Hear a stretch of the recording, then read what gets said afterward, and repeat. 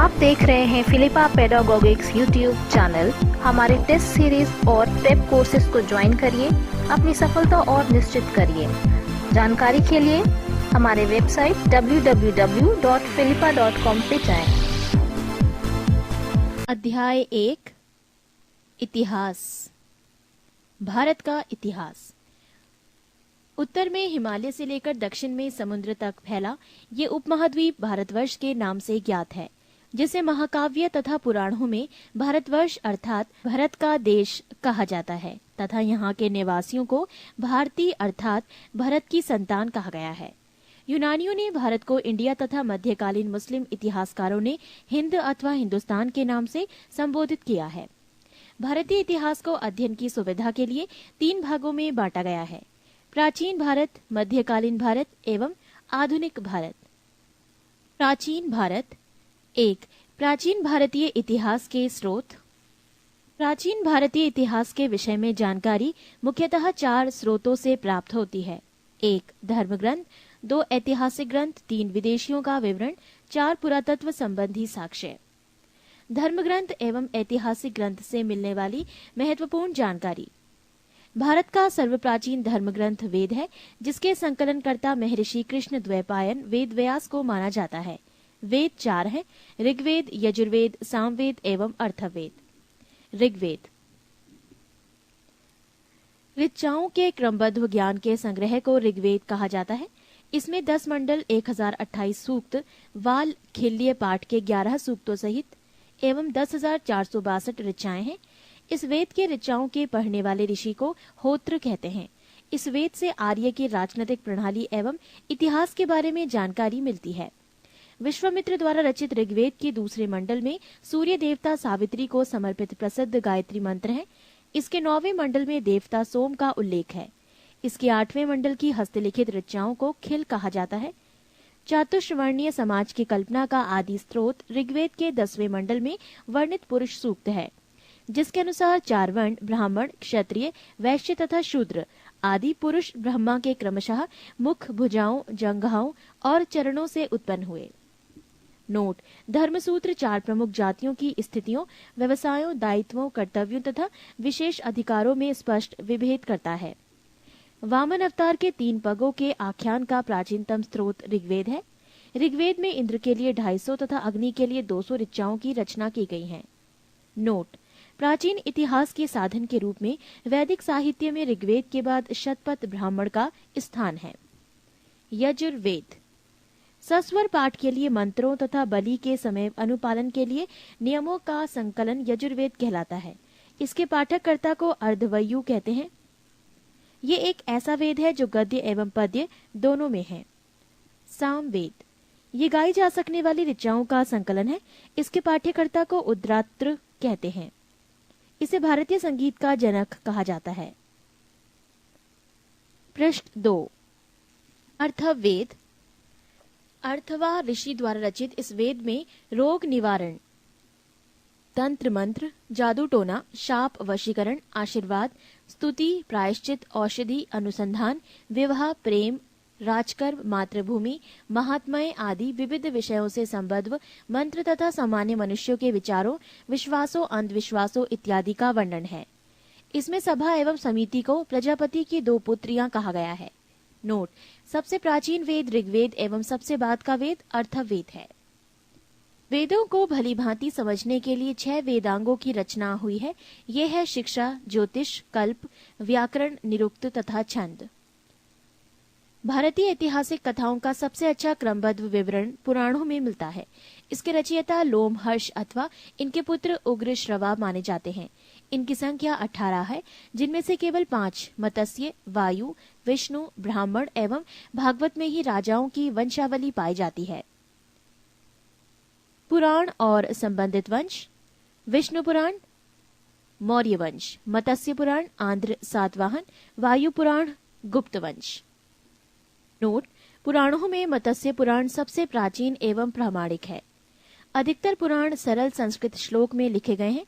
स्त्रियां तथा शूद्र जिन्हें वेद पढ़ने की अनुमति नहीं थी, वो भी पुराण सुन सकते थे। पुराणों का पाठ पुजारी मंदिरों में किया करते थे। स्मृति ग्रंथों में सबसे प्राचीन एवं प्रामाणिक मनुस्मृति मानी जाती है। ये शुंग काल का मानक ग्रंथ है। नारद स्मृति गुप्त युग के विषय में जानकारी प्रदान करता है। जातक के बुद्ध की पूर्व जन्म की कहानी वर्णित है। हीनयान का प्रमुख ग्रंथ कथा वस्तु है, जिसमें महात्मा बुद्ध का जीवन चरित अनेक कथानकों के साथ वर्णित है।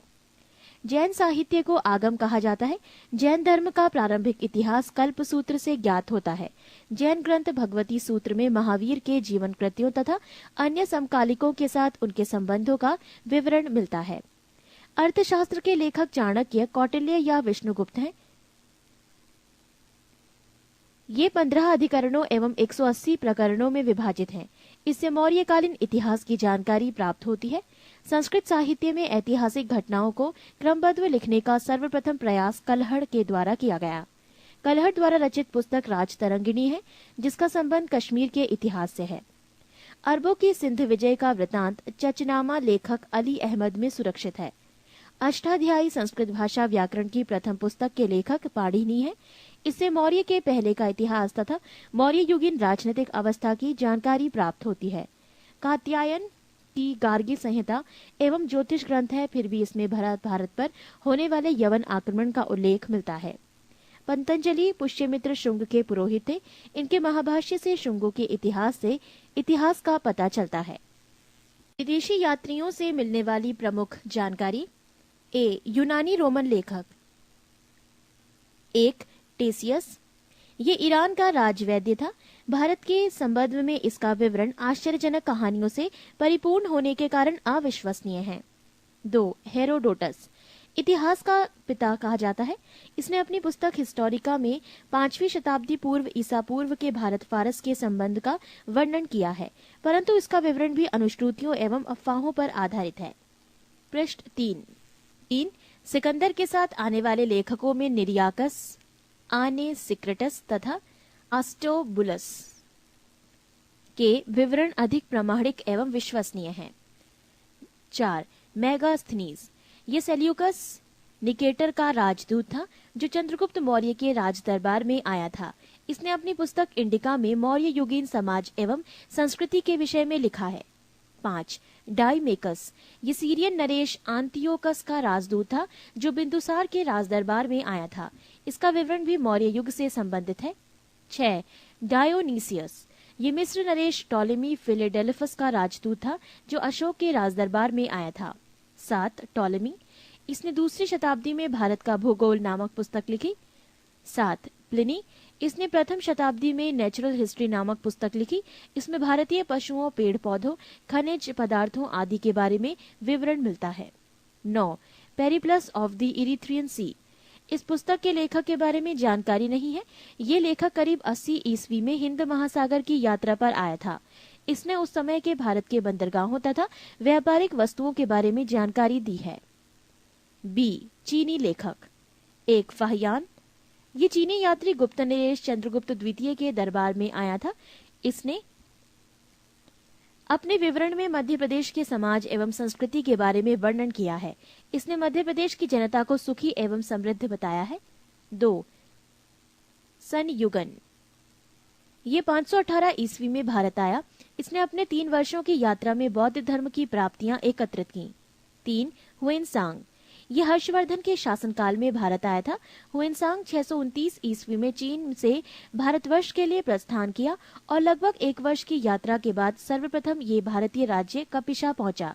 भारत में 15 वर्षों तक ठहरकर 645 ईस्वी में चीन लौट गया। वो बिहार में नालंदा जिला स्थित नालंदा विश्वविद्यालय में अध्ययन करने तथा भारत से बौद्ध ग्रंथों को एकत्र कर ले जाने के लिए आया था। इसका भ्रमण वृतांत CU की नाम से प्रसिद्ध है, जिसमें 138 देशों का विवरण मिलता है। इसने हर्षकालीन समाज, धर्म तथा राजनीति के बारे में वर्णन किया है। इसके अनुसार सिंध का राजा शूद्र था। नोट: हुएनसांग के अध्ययन के समय नालंदा विश्वविद्यालय के कुलपति आचार्य शीलभद्र थे। 4. इत्सिंग। ये 7वीं शताब्दी के अंत में भारत आया। इसने अपने विवरण में नालंदा विश्वविद्यालय, विक्रमशिला विश्वविद्यालय तथा अपने समय के भारत का वर्णन किया है। C. अरबी लेखक। 1. अलबरूनी। ये महमूद गजनवी के साथ भारत आया था। अरबी में लिखी गई उसकी कृति किताबुल हिंद या तहकीके हिंद, भारत की खोज आज भी इतिहासकारों के लिए एक महत्वपूर्ण स्रोत है। इसमें राजपूत कालीन समाज, धर्म, रीति रिवाज, राजनीति आदि पर सुंदर प्रकाश डाला गया है। डी, अन्य लेखक। एक, तारानाथ। ये एक तिब्बती लेखक था। इसने कंग्यूर तथा तंग्यूर नामक ग्रंथ की रचना की।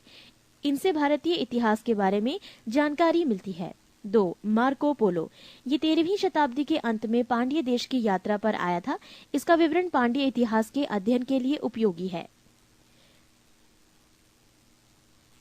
पुरातत्व संबंधी साक्ष्य से मिलने वाली जानकारी।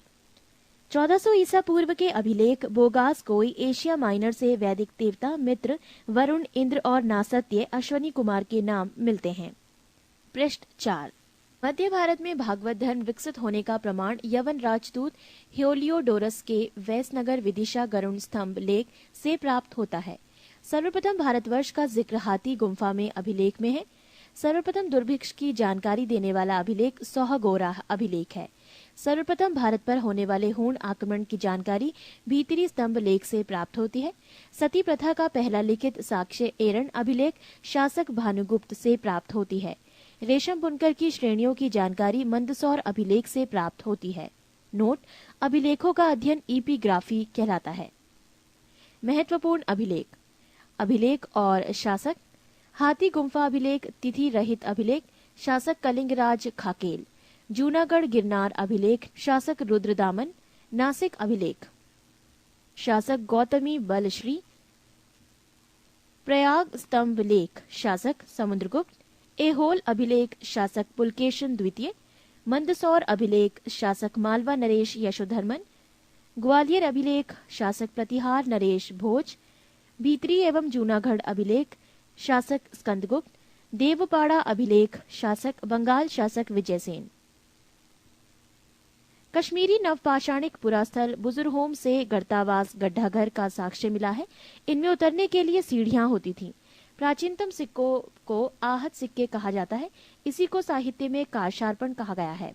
सर्वप्रथम सिक्कों पर लेख लिखने का कार्य यवन शासकों ने किया। समुद्रगुप्त की वीणा बजाती हुई मुद्रा वाले सिक्कों से उसके संगीत प्रेमी होने का प्रमाण मिलता है। अरिकेमेडु पदुचेरी के निकट से रोमन सिक्के प्राप्त हुए हैं। 2, प्रागैतिहासिक काल। जिस काल में मनुष्य ने घटनाओं का कोई लिखित विवरण उद्धृत नहीं किया उसे प्रागैतिहासिक काल कहते हैं। मानव विकास के उस काल को इतिहास कहा जाता है जिसका विवरण लिखित रूप में उपलब्ध है। आदि ऐतिहासिक काल उस काल को कहते हैं जिस काल में लेखन कला के प्रचलन के बाद उपलब्ध लेख पढ़े नहीं जा सके हैं।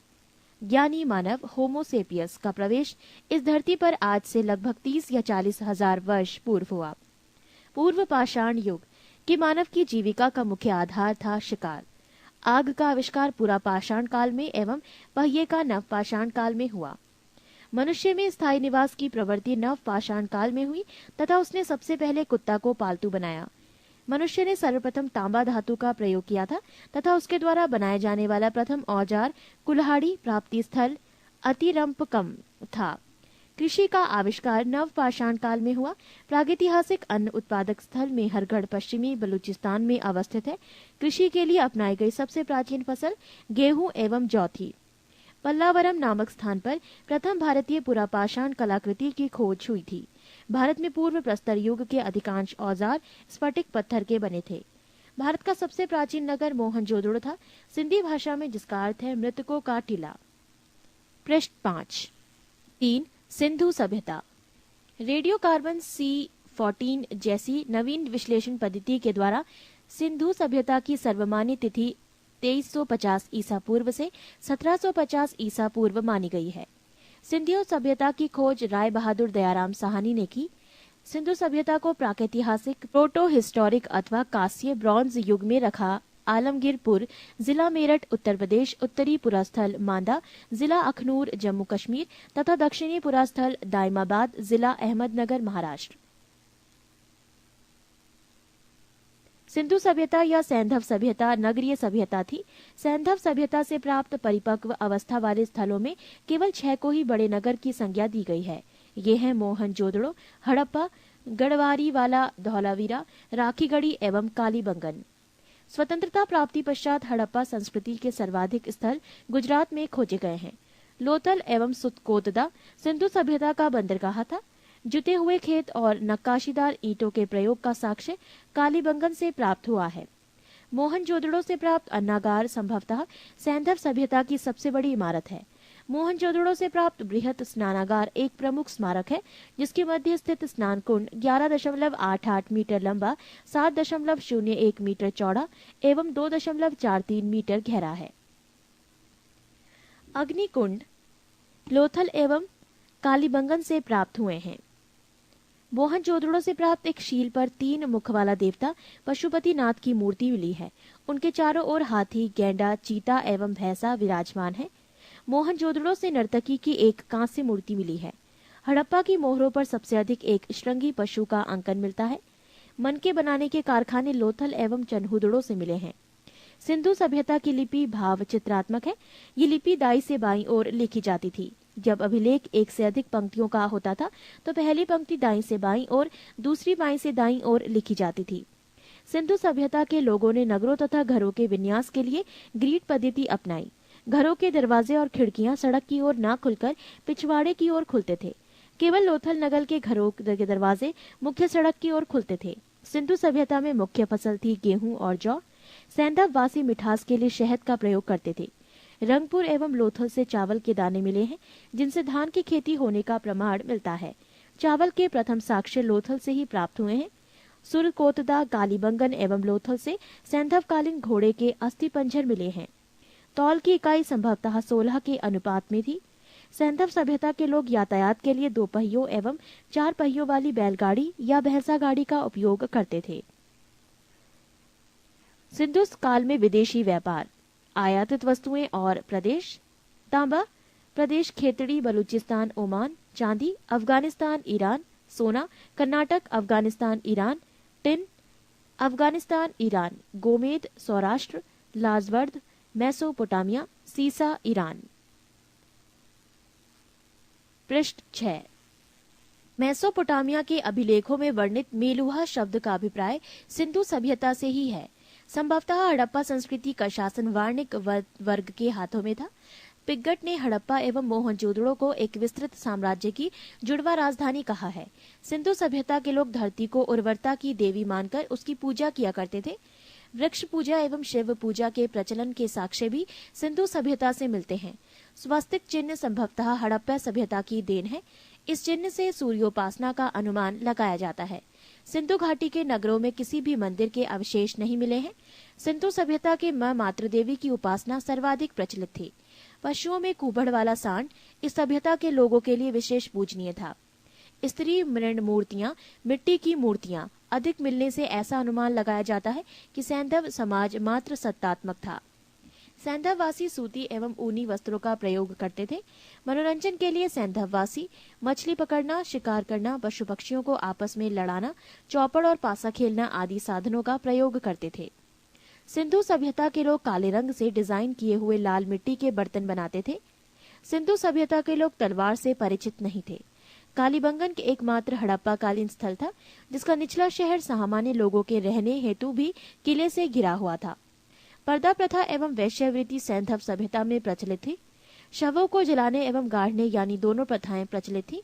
हड़प्पा में शवों को दफनाने जबकि मोहनजोदड़ो में जलाने की प्रथा विद्यमान थी।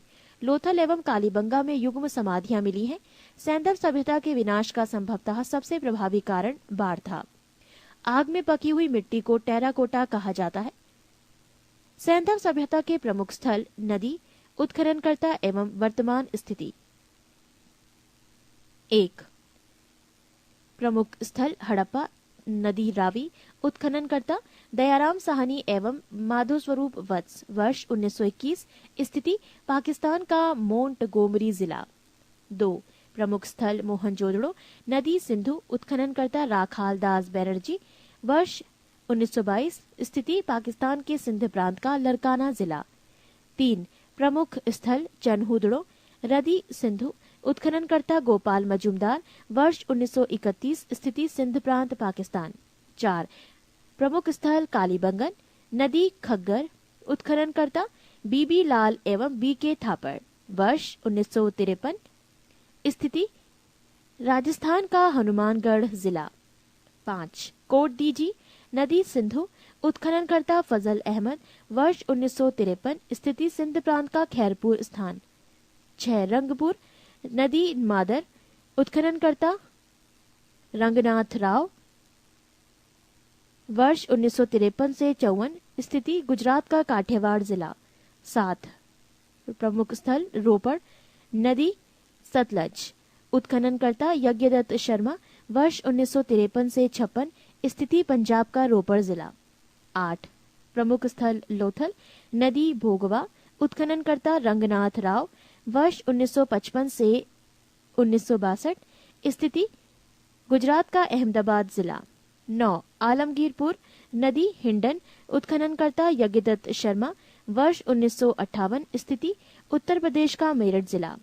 10 सुंत कांगी डोर नदी दाशक उत्खननकर्ता ऑरेंज स्टाइल जॉर्ज डेल्स वर्ष 1927 एवं 1962 स्थिति पाकिस्तान के मकरान में समुद्र तट के किनारे। 11 बनमाली नदी रंगोई उत्खननकर्ता रविंद्र सिंह बिष्ट वर्ष 1974 स्थिति हरियाणा का हिसार जिला। 12 प्रमुख स्थल धौलावीरा नदी नील उत्खननकर्ता रविंद्र सिंह बिष्ट वर्ष 1990 से 91 स्थिति गुजरात के कच्छ जिला। ये थे सैंधव सभ्यता के प्रमुख स्थल नदी उत्खननकर्ता एवं वर्तमान स्थिति। पृष्ठ 7 4 वैदिक सभ्यता। वैदिक काल का विभाजन 2 भागों, एक ऋग्वैदिक काल 1500 से 1000 ईसा पूर्व और 2 उत्तर वैदिक काल 1000 से 600 ईसा पूर्व में किया गया है। आर्य सर्वप्रथम पंजाब एवं अफगानिस्तान में बसे। मैक्स मूलर ने आर्यों का मूल निवास स्थान मध्य एशिया को माना है। आर्यों द्वारा निर्मित सभ्यता वैदिक सभ्यता कहलाई। आर्यों द्वारा विकसित सभ्यता ग्रामीण सभ्यता थी। आर्यों की भाषा संस्कृत थी। आर्यों के प्रशासनिक इकाई आरोही क्रम से इन 5 भागों में बटा था: कुल, ग्राम, विश, जन, राष्ट्र। ग्राम के मुखिया ग्रामीणी एवं विश का प्रधान विशपति कहलाते थे। जन के शासक को राजन कहा जाता था। राज्य अधिकारियों में पुरोहित एवं सेनानी प्रमुख थे। सूत, रथकार तथा कमादी नामक अधिकारी रत्नी कहे जाते थे। इनकी संख्या राजा सहित करीब 12 हुआ करती थी। पूरब दुर्गपति एवं स्पष्ट जनता की गतिविधियों को देखने वाले गुप्तचर होते थे। वाजपति गोचर भूमि का अधिकारी होता था। उग्र अपराधियों को पकड़ने का कार्य करता था। सभा एवं समिति राजा को सलाह देने वाली संस्था थी। सभा श्रेष्ठ एवं संभ्रांत लोगों की संस्था थी, जबकि समिति सामान्य जनता का प्रतिनिधित्व करती थी। इसके अध्यक्ष को ईशान कहा जाता था। युद्ध में कबीले का नेतृत्व राजा करता था। युद्ध के लिए गविष्टि शब्द का प्रयोग किया गया है, जिसका अर्थ है गायों की खोज। 10 राज्य युद्ध का उल्लेख ऋग्वेद के 7वें मंडल में है। ये युद्ध परशणी रावी नदी के तट पर सुदास एवं 10 जनों के बीच लड़ा गया, जिसमें सुदास विजय हुआ। ऋग्वैदिक समाज 4 वर्णों में विभक्त था। ये वर्ण थे ब्राह्मण, क्षत्रिय, वैश्य और शूद्र। ये विभाजन व्यवसाय पर आधारित था। ऋग्वेद के 10वें मंडल के पुरुष सूक्त में चतुर्वर्णी का उल्लेख किया गया है। इसमें कहा गया है कि ब्राह्मण परम पुरुष के मुख से, क्षत्रिय उनकी भुजाओं से, वैश्य उनकी जांघों से एवं शूद्र उनके पैरों से उत्पन्न हुए हैं। आर्यों का समाज पितृ प्रधान था। समाज की सबसे छोटी इकाई परिवार या कुल थी, जिसका मुखिया पिता होता था, जिसे कुलप कहा जाता था। स्त्रियां इस काल में अपने पति के साथ यज्ञ कार्य में भाग लेती थीं। बाल विवाह एवं पर्दा प्रथा का प्रचलन नहीं था। विधवा अपने मृतक पति के छोटे भाई देवर से विवाह कर सकती थी। स्त्रियां शिक्षण ग्रहण करती थी। ऋग्वेद में लोपा मुद्रा, घोषा, सिक्ता, आपला एवं विश्वास जैसी विदुषी स्त्रियों का वर्णन है। उपनिषदों की कुल संख्या है 108, महापुराणों की संख्या है 18 और वेदांग की संख्या है 6। ये थी इनसे जुड़ी कुछ जानकारी। जीवन भर अविवाहित रहने वाली महिलाओं को अमाजु कहा जाता था। आर्यों की मुख्य पेय पदार्थ सोमरस था। ये वनस्पति से बनाया जाता था। आर्य मुख्यतः 3 प्रकार के वस्त्रों का उपयोग करते थे: 1 वास, 2 हदिवास और 3 ऊष्णीश। अंदर पहनने वाले कपड़े को नीवी कहा जाता था। आर्यों के मनोरंजन के मुख्य साधन थे संगीत, रथदौड़, घुड़दौड़ एवं ध्रुत कीर्णा। इनसे जुड़ी कुछ और जानकारी। दिशा उत्तर वैदिक शब्द और राजा का नाम। दिशा पूर्व, उत्तर वैदिक शब्द प्राची, राजा का नाम सम्राट। दिशा पश्चिम, उत्तर वैदिक शब्द प्रतीची, राजा का नाम स्वराष्ट्र। दिशा उत्तर, उत्तर वैदिक शब्द उदीची, राजा का नाम विराट। दिशा मध्य दक्षिण, उत्तर वैदिक शब्द कुछ नहीं, राजा का नाम राजा भोज। ये थी कुछ अन्य जानकारी। पृष्ठ 8। आर्यों का प्रमुख व्यवसाय पशुपालन एवं कृषि था। गाय को अधन्य न मारे जाने योग्य पशु को श्रेणी में रखा गया था। गाय की हत्या करने वाले या उसे घायल करने वाले के लिए वेदों में मृत्युदंड अथवा देश से निकाले की व्यवस्था की गई है। प्रमुख दर्शन एवं उसके प्रवर्तक। दर्शन और प्रवर्तक। चार्वाक, प्रवर्तक चार्वाक, योग प्रवर्तक पतंजलि, साख्य प्रवर्तक कपिल, न्याय प्रवर्तक गौतम, पूर्व मीमांसा प्रवर्तक जैमिनी, उत्तर मीमांसा प्रवर्तक बादरायण, वैशेविक प्रवर्तक कणाद या उलूक। आर्य का प्रिय पशु घोड़ा एवं सर्वाधिक प्रिय देवता इंद्र थे। आर्यों द्वारा खोजी गई धातु लोहा थी, जिसे श्याम अयस कहा जाता था। तांबे को लोहित अयस कहा जाता था। व्यापार हेतु दूर दूर तक जाने वाला व्यक्ति को पढ़ी कहते थे। लेन देन में वस्तु विनिमय की प्रणाली प्रचलित थी। ऋण देकर ब्याज लेने वाला व्यक्ति को वैकनॉट सूदखोर कहा जाता था। मनुष्य एवं देवता के बीच मध्यस्थ की भूमिका निभाने वाले देवता के रूप में अग्नि की पूजा की जाती थी। ऋग्वेद में उल्लिखित सभी नदियों में सरस्वती सबसे महत्वपूर्ण तथा पवित्र मानी जाती थी। ऋग्वेद में गंगा और यमुना का उल्लेख सिर्फ एक बार हुआ है। उत्तर वैदिक काल में इंद्र के स्थान पर प्रजापति सर्वाधिक प्रिय देवता हो गए थे।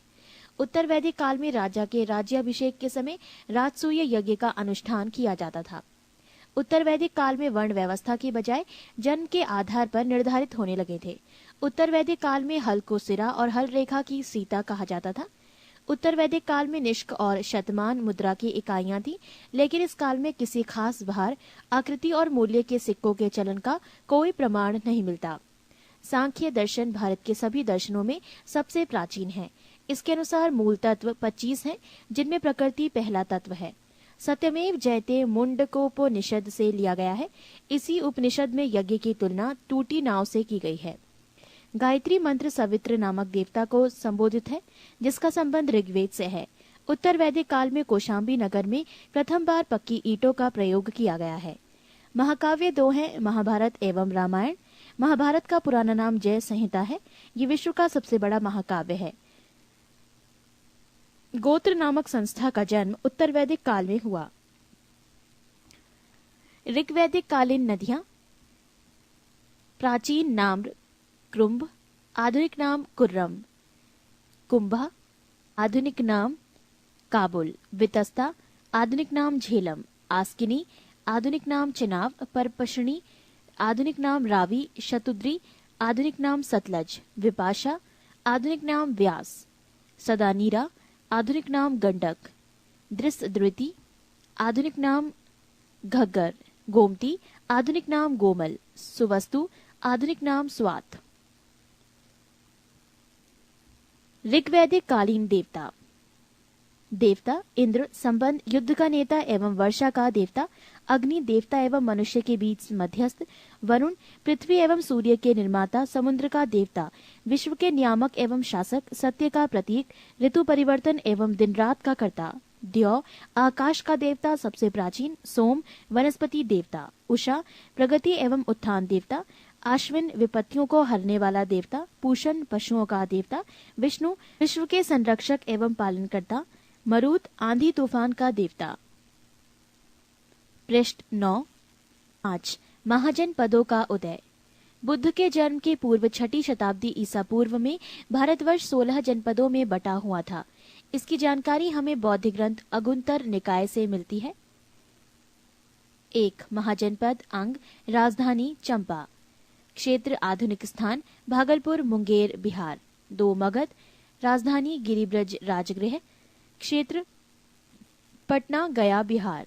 3 काशी, राजधानी वाराणसी। क्षेत्र वाराणसी के आसपास उत्तर प्रदेश। 4 महाजनपद वत्स, राजधानी कौशाम्बी। क्षेत्र इलाहाबाद के आसपास उत्तर प्रदेश। 5 महाजनपद वज्जी, राजधानी वैशाली, विदेह और मिथिला क्षेत्र, मुजफ्फरपुर एवं दरभंगा के आसपास का क्षेत्र। 6 महाजनपद कौशल, राजधानी श्रावस्ती क्षेत्र, फैजाबाद उत्तर प्रदेश। 7 महाजनपद अवंती, राजधानी उज्जैन या महिष्मती क्षेत्र, मालवा उत्तर प्रदेश। 8 महाजनपद मल, राजधानी कुशावती क्षेत्र, देवरिया उत्तर प्रदेश। 9 महाजनपद पंचाल, राजधानी आहिचत्र कांपिल्य क्षेत्र, बरेलू बदायूं फर्रुखाबाद उत्तर प्रदेश। 10 महाजनपद चेदी, राजधानी शक्तिमती क्षेत्र, बुंदेलखंड उत्तर प्रदेश। 11 महाजनपद कुरु, राजधानी इंद्रप्रस्थ क्षेत्र, आधुनिक दिल्ली, मेरठ एवं हरियाणा के कुछ क्षेत्र।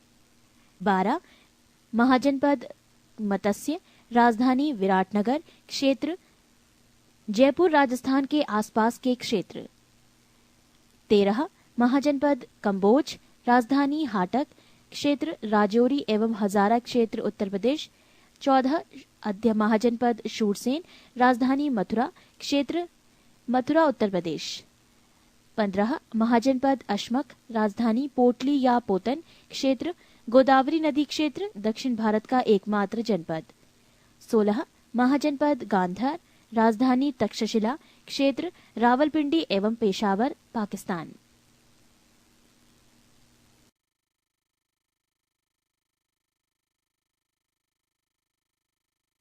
6 जैन धर्म। जैन धर्म के संस्थापक एवं प्रथम तीर्थंकर ऋषभदेव थे। जैन धर्म के 23वें तीर्थंकर आश्रमनाथ थे, जो काशी के इक्ष्वाकु वंशीय राज्य अश्वसेन के पुत्र थे। इन्होंने 30 वर्ष की अवस्था में संन्यास जीवन को स्वीकारा। इनके द्वारा दी गई शिक्षा थी: 1 हिंसा न करना, 2 सदा सत्य बोलना, 3 चोरी न करना तथा 4 संपत्ति न रखना। महावीर स्वामी जैन धर्म के 24वें एवं अंतिम तीर्थंकर हुए। महावीर का जन्म 540 ईसा पूर्व में कुंडग्राम वैशाली में हुआ था। इनके पिता सिद्धार्थ ज्ञात्रक कुल के सरदार थे और माता त्रिशला लिच्छवी राजा चेटक की बहन थी। महावीर की पत्नी का नाम यशोदा एवं पुत्री का नाम अनोंजा प्रियदर्शनी था। महावीर के बचपन का नाम वर्धमान था। इन्होंने 30 वर्ष की उम्र में माता पिता की मृत्यु के पश्चात अपने बड़े भाई नंदीवर्धन से अनुमति लेकर संन्यास जीवन को स्वीकारा था। 12 वर्षों की कठिन तपस्या के बाद महावीर को जरंभिक के समीप ऋजुपालिका नदी के तट पर साल वृक्ष के नीचे तपस्या करते हुए संपूर्ण ज्ञान का बोध हुआ।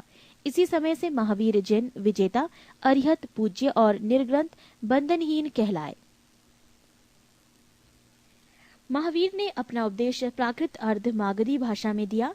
महावीर के प्रथम अनुयायी उनके दामाद प्रियदर्शनी के पिता जामिल बने। प्रथम जैन भिक्षुणी नरेश दधिवाहन की पुत्री चंपा थी। महावीर ने अपने शिष्यों को 11 गंधर्वों में विभाजित किया था।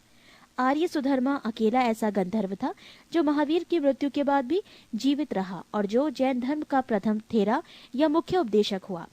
लगभग 300 ईसा पूर्व में मगध में 12 वर्षों का भीषण अकाल पड़ा, जिसके कारण भद्रबाहु अपने शिष्यों सहित कर्नाटक चले गए। पृष्ठ 10। किंतु कुछ अनुयायी स्थूलभद्र के साथ मगध में ही रुक गए। भद्रबाहु के वापस लौटने पर मगध के साधुओं से उनका गहरा मतभेद हो गया, जिसके परिणाम स्वरूप जैन मत श्वेतांबर एवं दिगंबर नामक 2 संप्रदायों में बढ़ गया। स्थूलभद्र के शिष्य श्वेतांबर श्वेत वस्त्र धारण करने वाले एवं भद्रबाहु के शिष्य दिगंबर नग्न रहने वाले कहलाए। जैन धर्म के त्रिरत्न हैं: 1 सम्यक दर्शन, 2 सम्यक ज्ञान और 3 सम्यक आचरण। त्रिरत्न के अनुशीलन में निम्न 5 महाव्रतों का पालन अनिवार्य है: अहिंसा, सत्यवचन, आस्तीय, अपरिग्रह एवं ब्रह्मचर्य। जैन धर्म में ईश्वर की मान्यता नहीं है। जैन धर्म में आत्मा की मान्यता है। महावीर पुनर्जन्म एवं कर्मवाद में विश्वास करते थे। जैन धर्म के सप्तभंगी ज्ञान के अन्य नाम स्वादवाद और अनेकांतवाद है। जैन धर्म ने अपने आध्यात्मिक विचारों को सांख्य दर्शन से ग्रहण किया। जैन धर्म मानने वाले कुछ राजा थे: उदायन, वंद राजा, चंद्रगुप्त मौर्य, कलिंग नरेश खारवेल, राष्ट्रकूट राजा अमोघवर्ष, चंदेल शासक। मैसूर के गंगवंश के मंत्री चामुंड के प्रोत्साहन से कर्नाटक के श्रवणबेलगोला में 10वीं शताब्दी के मध्य भाग में विशाल बाहुबली की मूर्ति गोमतेश्वर की मूर्ति का निर्माण किया गया। खजुराहो में जैन मंदिरों का निर्माण चंदेल शासकों द्वारा किया गया। मौर्योत्तर युग में मथुरा जैन धर्म का प्रसिद्ध केंद्र था। मथुरा कला का संबंध जैन धर्म से है। जैन तीर्थंकरों की जीवनी भद्रबाहु द्वारा रचित कल्प सूत्र में है। 72 वर्ष की आयु में महावीर की मृत्यु निर्वाण 468 ईसा पूर्व में बिहार राज्य के पावापुरी राजगीर में हो गई। मल्ल राजा सरस्वती पाल के राजप्रसाद में महावीर स्वामी को निर्वाण प्राप्त हुआ था। प्रमुख जैन तीर्थंकर और उनके प्रतीक चिन्ह। जैन तीर्थंकर के नाम एवं क्रम और प्रतीक चिन्ह। ऋषभदेव प्रथम सांड, अजीतनाथ द्वितीय हाथी, संभव तृतीय घोड़ा, सपार्शव सप्तम स्वास्तिक, शांति 16वां हिरण, नामी 21वें नीलकमल, अरिष्ट नेमी 22वें शंख, पाशव 23वें सर्प, महावीर 24वें सिंह। नोट: 2 जैन तीर्थंकरों ऋषभदेव एवं अरिष्ट नेमी के नामों का उल्लेख ऋग्वेद में मिलता है। अरिष्ट नेमी को भगवान कृष्ण का निकट संबंधी माना जाता है। जैन संगीतियां। संगीति प्रथम वर्ष 300 ईसा पूर्व, स्थल पाटलिपुत्र, अध्यक्ष स्थूलभद्र। संगीति द्वितीय वर्ष 6ठी शताब्दी, स्थूल बल्लभी, गुजरात, अध्यक्ष क्षमा श्रवण। 7. बौद्ध धर्म। बौद्ध धर्म के संस्थापक गौतम बुद्ध थे। इन्हें एशिया का ज्योति पुंज, लाइट ऑफ एशिया कहा जाता है। गौतम बुद्ध का जन्म 563 ईसा पूर्व में कपिलवस्तु के लुम्बिनी नामक स्थान पर हुआ था। इनके पिता शुद्धोधन व शाक्यगढ़ के मुखिया थे। इनकी माता माया देवी की मृत्यु इनके जन्म के 7वें दिन ही हो गई थी। इनका लालन पोषण इनकी सौतेली मां प्रजापति गौतमी ने किया था। इनके बचपन का नाम सिद्धार्थ था। गौतम बुद्ध की विवाह 16 वर्ष की अवस्था में यशोधरा के साथ हुआ। इनके पुत्र का नाम राहुल था। पृष्ठ 11। सिद्धार्थ जब कपिलवस्तु की सैर पर निकले तो उन्होंने निम्न 4 दृश्यों को क्रमशः देखा। 1. बूढ़ा व्यक्ति, 2. एक बीमार व्यक्ति, 3. शव एवं 4. एक सन्यासी। सांसारिक समस्याओं से व्यथित होकर सिद्धार्थ ने 29 वर्ष की अवस्था में गृह त्याग किया, जिसे बौद्ध धर्म में महाभिनिष्क्रमण कहा गया है। गृह त्याग करने के बाद सिद्धार्थ बुद्ध ने वैशाली के आलार कलाम से सांख्य दर्शन की शिक्षा ग्रहण की। आलार कलाम सिद्धार्थ के प्रथम गुरु हुए। बुद्ध के जीवन से संबंधित बौद्ध धर्म के प्रतीक। घटना: जन्म प्रतीक कमल एवं सांड, गृह त्याग प्रतीक घोड़ा, ज्ञान प्रतीक पीपल बोधि वृक्ष, निर्वाण प्रतीक पद चिन्ह, मृत्यु प्रतीक स्तूप। आलार कलाम के बाद सिद्धार्थ ने राजगीर के रुद्र करापुत से शिक्षा ग्रहण की। उरुवेला में सिद्धार्थ को कौंडिन्य, वप्पा, भादिया, महानामा एवं अस्सागी नामक 5 साधक मिले। बिना अन्न जल ग्रहण किए 6 वर्ष की कठिन तपस्या के बाद 35 वर्ष की आयु में वैशाख की पूर्णिमा की रात निरंजना फल्गु नदी के किनारे पीपल वृक्ष के नीचे सिद्धार्थ को ज्ञान प्राप्त हुआ। ज्ञान प्राप्ति के बाद सिद्धार्थ बुद्ध के नाम से जाने गए। वो स्थान बोध गया कहलाया। बुद्ध ने अपना प्रथम उपदेश सारनाथ ऋषि पत्तनम में दिया, जिसे बौद्ध ग्रंथों में धर्मचक्र प्रवर्तन कहा गया है। बुद्ध ने अपने उपदेश जनसाधारण की भाषा पाली में दिए। बुद्ध ने अपने उपदेश कौशल, वैशाली, कौशाम्बी एवं अन्य राज्यों में दिए। बुद्ध ने अपने सर्वाधिक उपदेश कौशल देश की राजधानी श्रावस्ती में दिए। इनके प्रमुख अनुयायी शासक थे बिंबिसार, प्रसेनजित तथा उदयन। बुद्ध की मृत्यु 80 वर्ष की अवस्था में 483 ईसा पूर्व में कुशिनारा, देवरिया, उत्तर प्रदेश में चुंद द्वारा अर्पित भोजन करने के बाद हो गई, जिसे बौद्ध धर्म में महापरिनिर्वाण कहा गया है। मल्लों ने अत्यंत सम्मान पूर्वक बुद्ध का अंत्येष्टि संस्कार किया। एक अनुश्रुति के अनुसार मृत्यु के बाद बुद्ध के शरीर के अवशेषों को 8 भागों में बांटकर उन पर 8 स्तूपों का निर्माण कराया। बुद्ध के जन्म एवं मृत्यु की तिथि को चीनी परंपरा के कैंटोन अभिलेख के आधार पर निश्चित किया गया है। बौद्ध धर्म के बारे में हमें विशद ज्ञान पाली त्रिपिटक से प्राप्त होता है। बौद्ध धर्म मूलतः अनिश्वरवादी है। इसमें आत्मा की परिकल्पना भी नहीं है। बौद्ध धर्म में पुनर्जन्म की मान्यता है। तृष्णा को क्षीण हो जाने की अवस्था को ही बुद्ध ने निर्वाण कहा है। विश्व दुखों से बरा है का सिद्धांत बुद्ध ने उपनिषद से लिया। बुद्ध के अनुयायी दो भागों में विभाजित थे। एक भिक्षुक, बौद्ध धर्म के प्रचार के लिए जिन्होंने संन्यास ग्रहण किया उन्हें भिक्षुक कहा गया। दो उपासक, गृहस्थ जीवन व्यतीत करते हुए बौद्ध धर्म अपनाने वालों को उपासक कहा गया। बौद्ध संघ में सम्मिलित होने के लिए न्यूनतम आयु सीमा 15 वर्ष थी। बौद्ध संघ में प्रविष्ट होने को उपसंपदा कहा जाता था। बौद्ध धर्म के त्रिरत्न हैं बुद्ध, धम्म एवं संघ। पृष्ठ 12।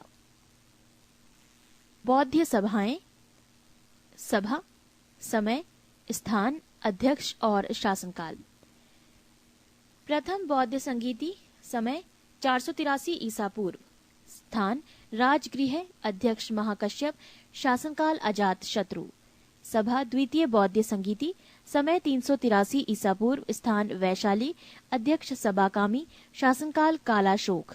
सभा तृतीय बौद्ध संगीति, समय 255 ईसा पूर्व, स्थान पाटलिपुत्र, अध्यक्ष मोगालीपुत्र तिस, शासनकाल अशोक।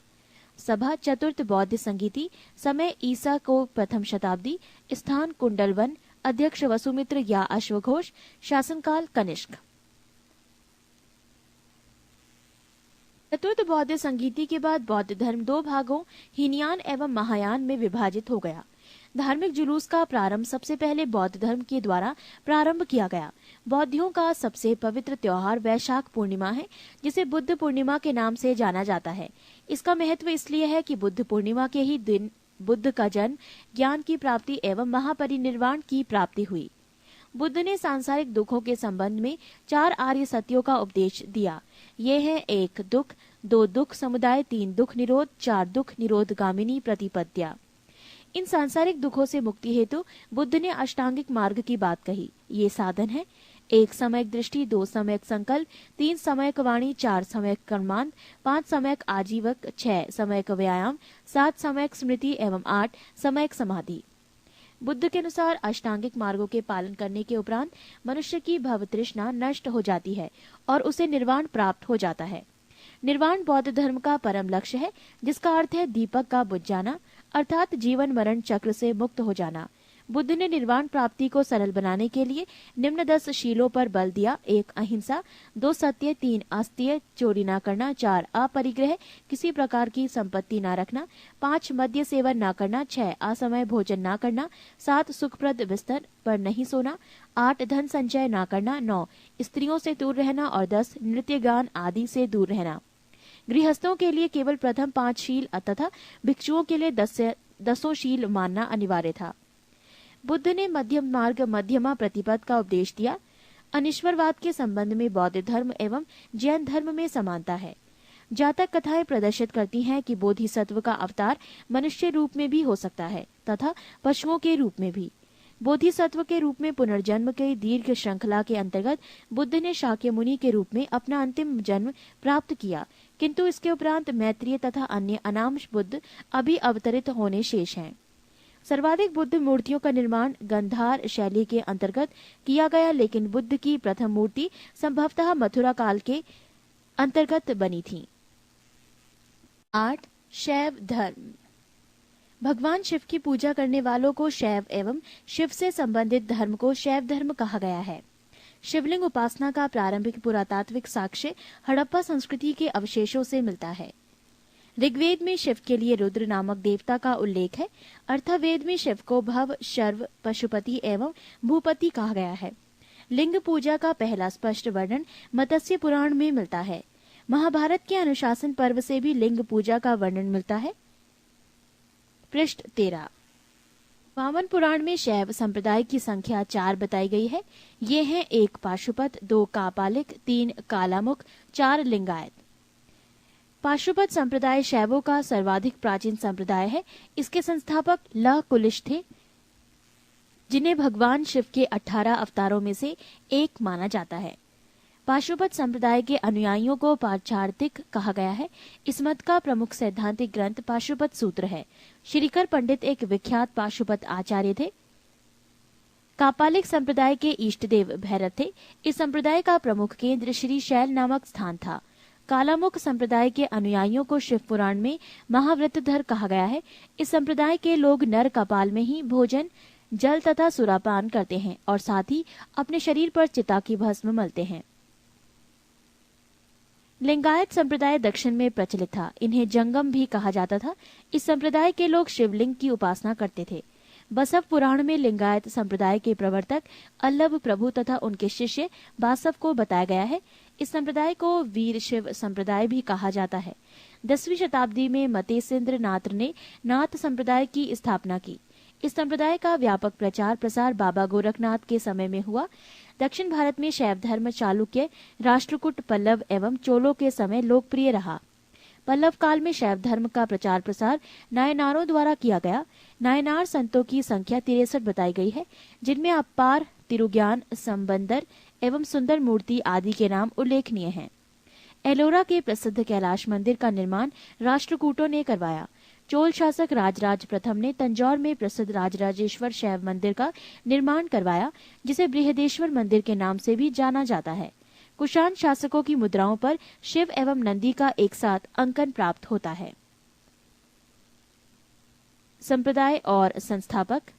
आजीवक संस्थापक मक्खली पुत्र गोशाल, घोर अक्रियावाद पूरण कश्यप, यदृच्छावाद आचार्य अजित, भौतिकवादी पकुद कच्चायन, भौतिक दर्शन अनिश्चयवादी संजय वैठली पुत्र।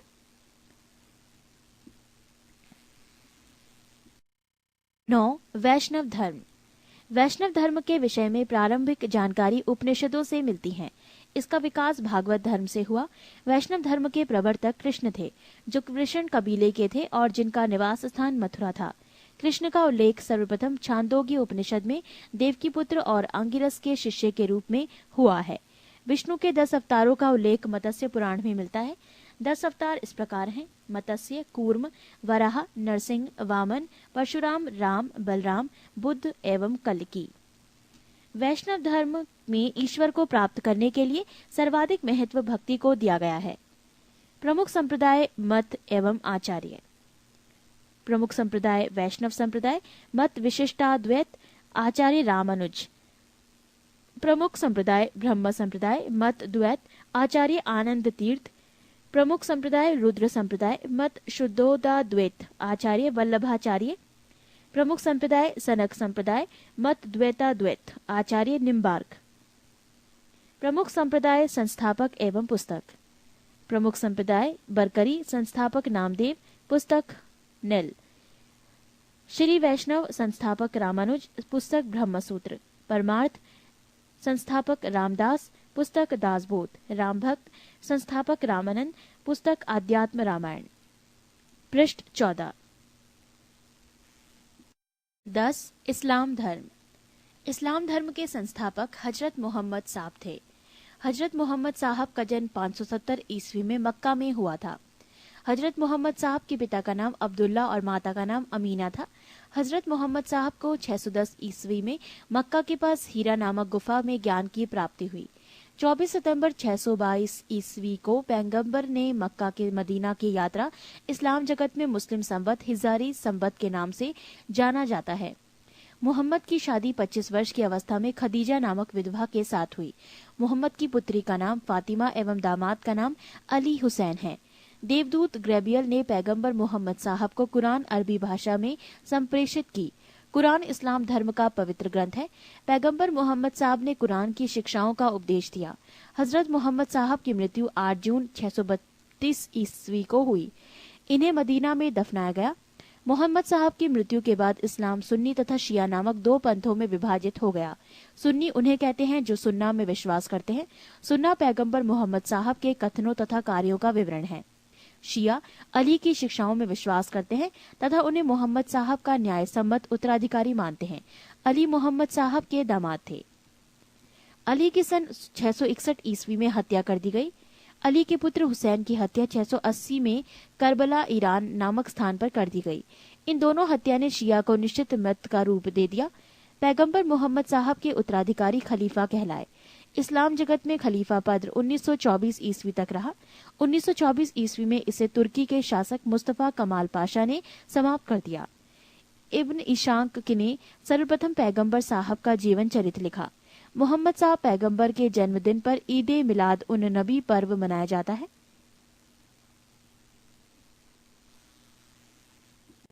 11. ईसाई धर्म।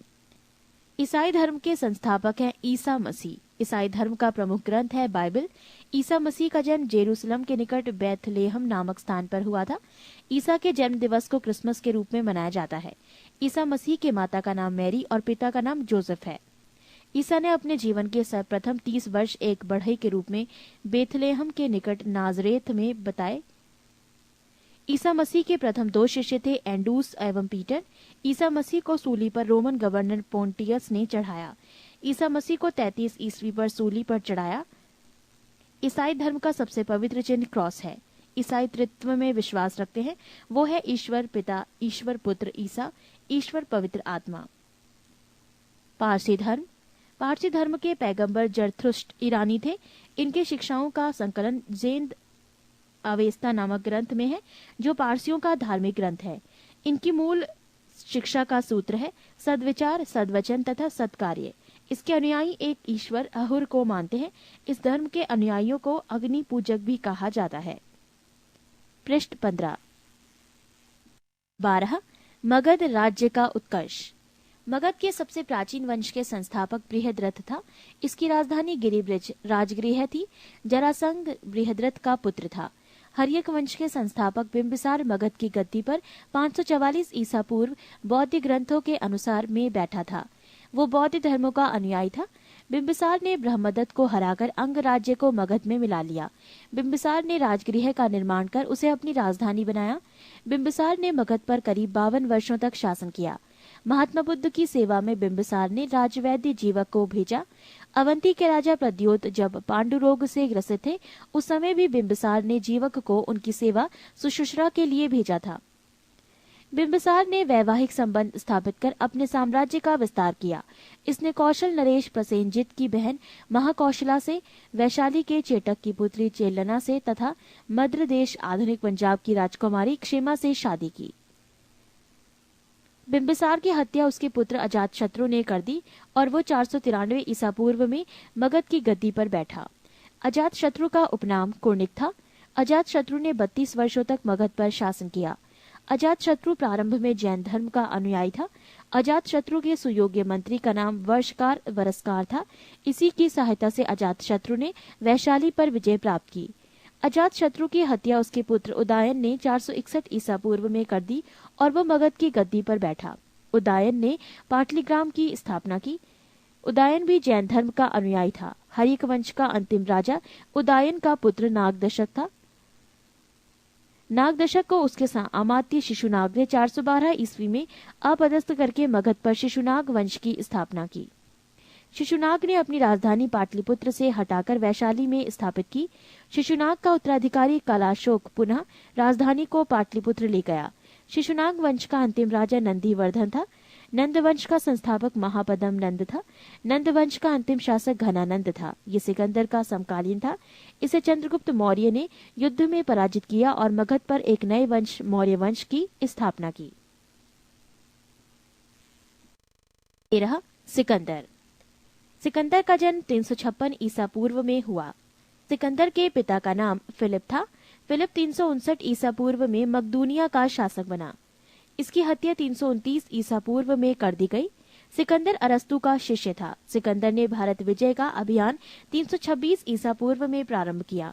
सिकंदर का सेनापति सेल्यूकस निकेटर था। पृष्ठ 16। सिकंदर को पंजाब के शासक पोरस के साथ युद्ध करना पड़ा, जिसे हाइडेस्पीज के युद्ध या झेलम वितस्ता का युद्ध के नाम से जाना जाता है। सिकंदर की सेना ने व्यास नदी को पार करने से इनकार कर दिया। सिकंदर स्थल मार्ग द्वारा 325 ईसा पूर्व में भारत से लौटा। सिकंदर की मृत्यु 323 ईसा पूर्व में बेबीलोन में 33 वर्ष की अवस्था में हो गई। सिकंदर का जल सेनापति था निर्याकस। 14 मौर्य साम्राज्य। मौर्य वंश का संस्थापक चंद्रगुप्त मौर्य था। चंद्रगुप्त मौर्य का जन्म 345 ईसा पूर्व में हुआ था। घनानंद को हराने में चाणक्य ने चंद्रगुप्त मौर्य की मदद की थी, जो बाद में चंद्रगुप्त का प्रधानमंत्री बना। चाणक्य कौटिल्य या विष्णुगुप्त द्वारा लिखित पुस्तक है, अर्थशास्त्र है, जिसका संबंध राजनीति से है। चंद्रगुप्त मगध की राजगद्दी पर 322 ईसा पूर्व में बैठा। चंद्रगुप्त जैन धर्म का अनुयायी था। चंद्रगुप्त ने अपना अंतिम समय कर्नाटक के श्रवणबेलगोला नामक स्थान पर बिताया। चंद्रगुप्त ने 305 ईसा पूर्व में सेल्यूकस निकेटर को हराया। सेल्यूकस निकेटर ने अपनी पुत्री कार्नेलिया की शादी चंद्रगुप्त मौर्य के साथ कर दी और युद्ध की संधि शर्तों के अनुसार 4 प्रांत काबुल, कंधार, हेरात एवं मकरान चंद्रगुप्त को दिए। चंद्रगुप्त मौर्य ने जैनी गुरु भद्रबाहु से जैन धर्म की दीक्षा ली थी। मेगास्थनीज सेल्यूकस निकेटर का राजदूत था जो चंद्रगुप्त के दरबार में रहता था। मेगास्थनीज द्वारा लिखी गई पुस्तक इंडिका है।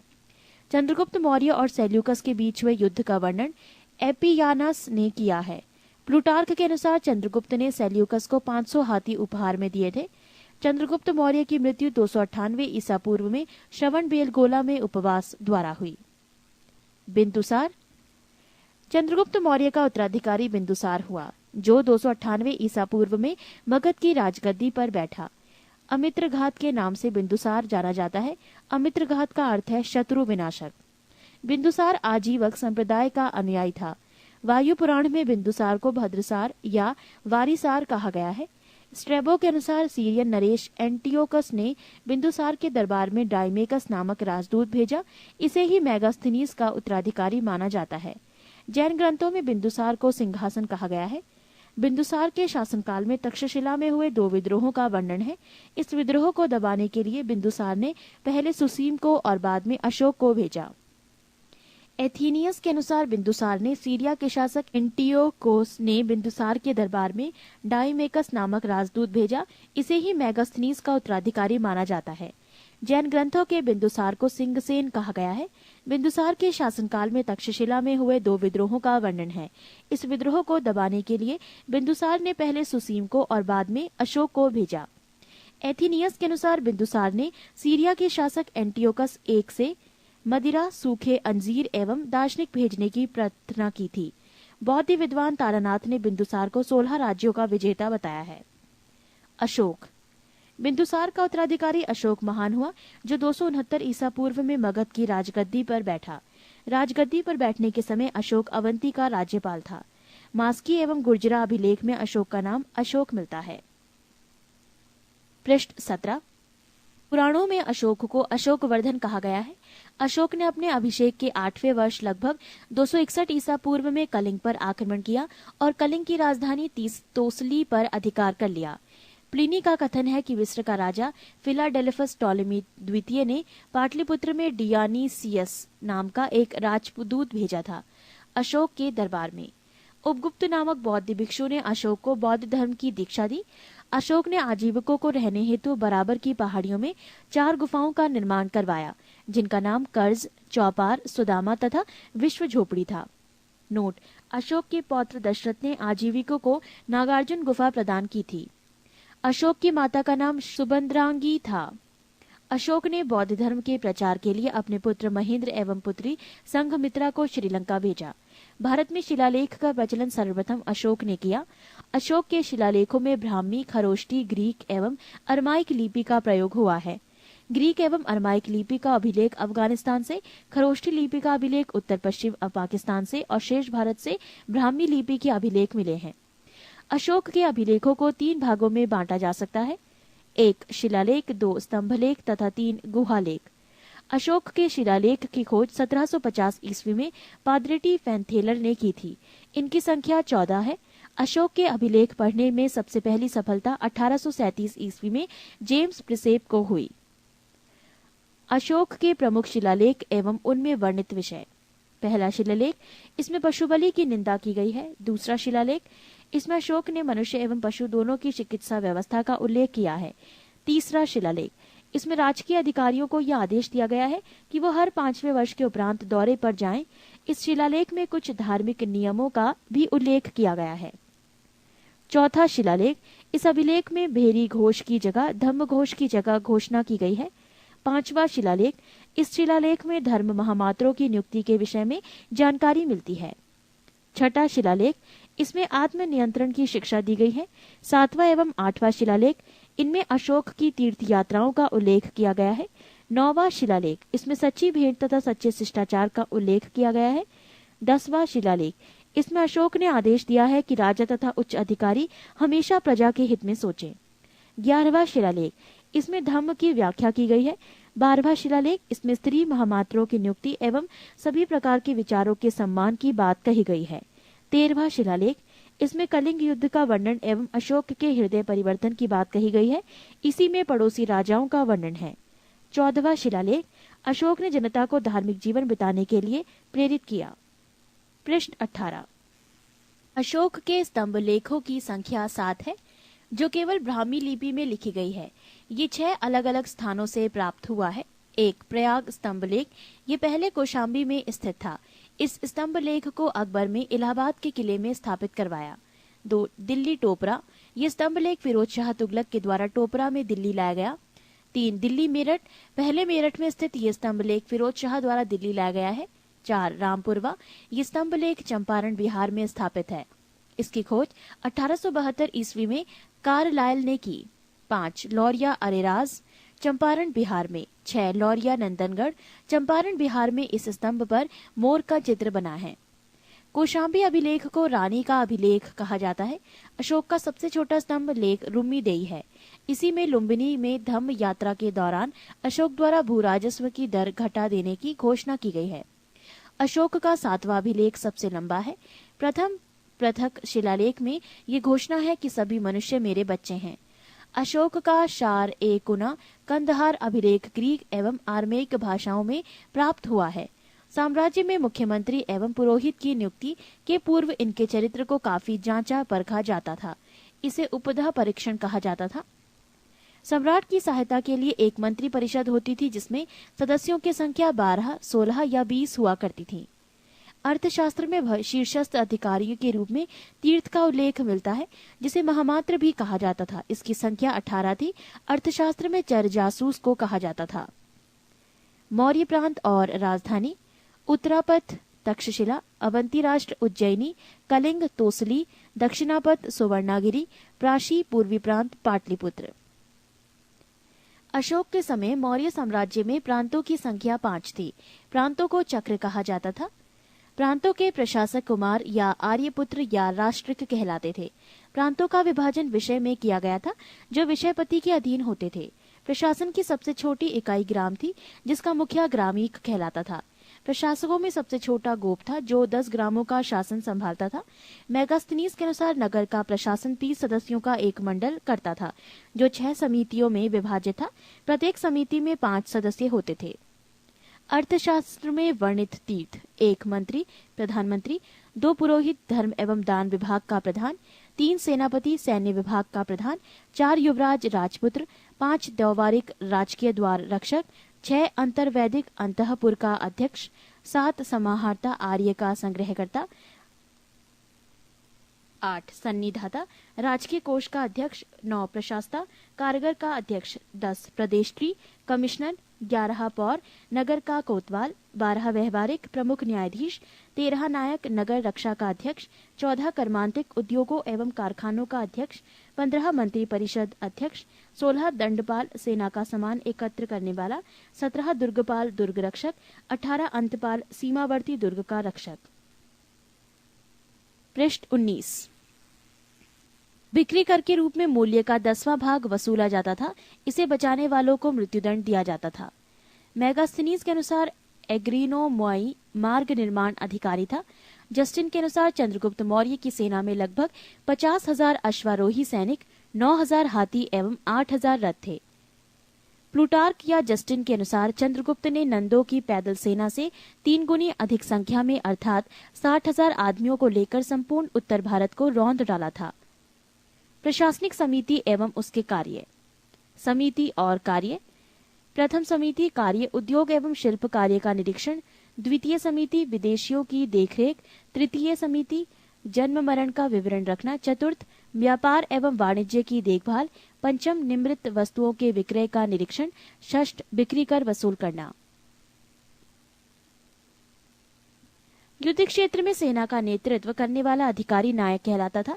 सैन्य विभाग का सबसे बड़ा अधिकारी सेनापति होता था।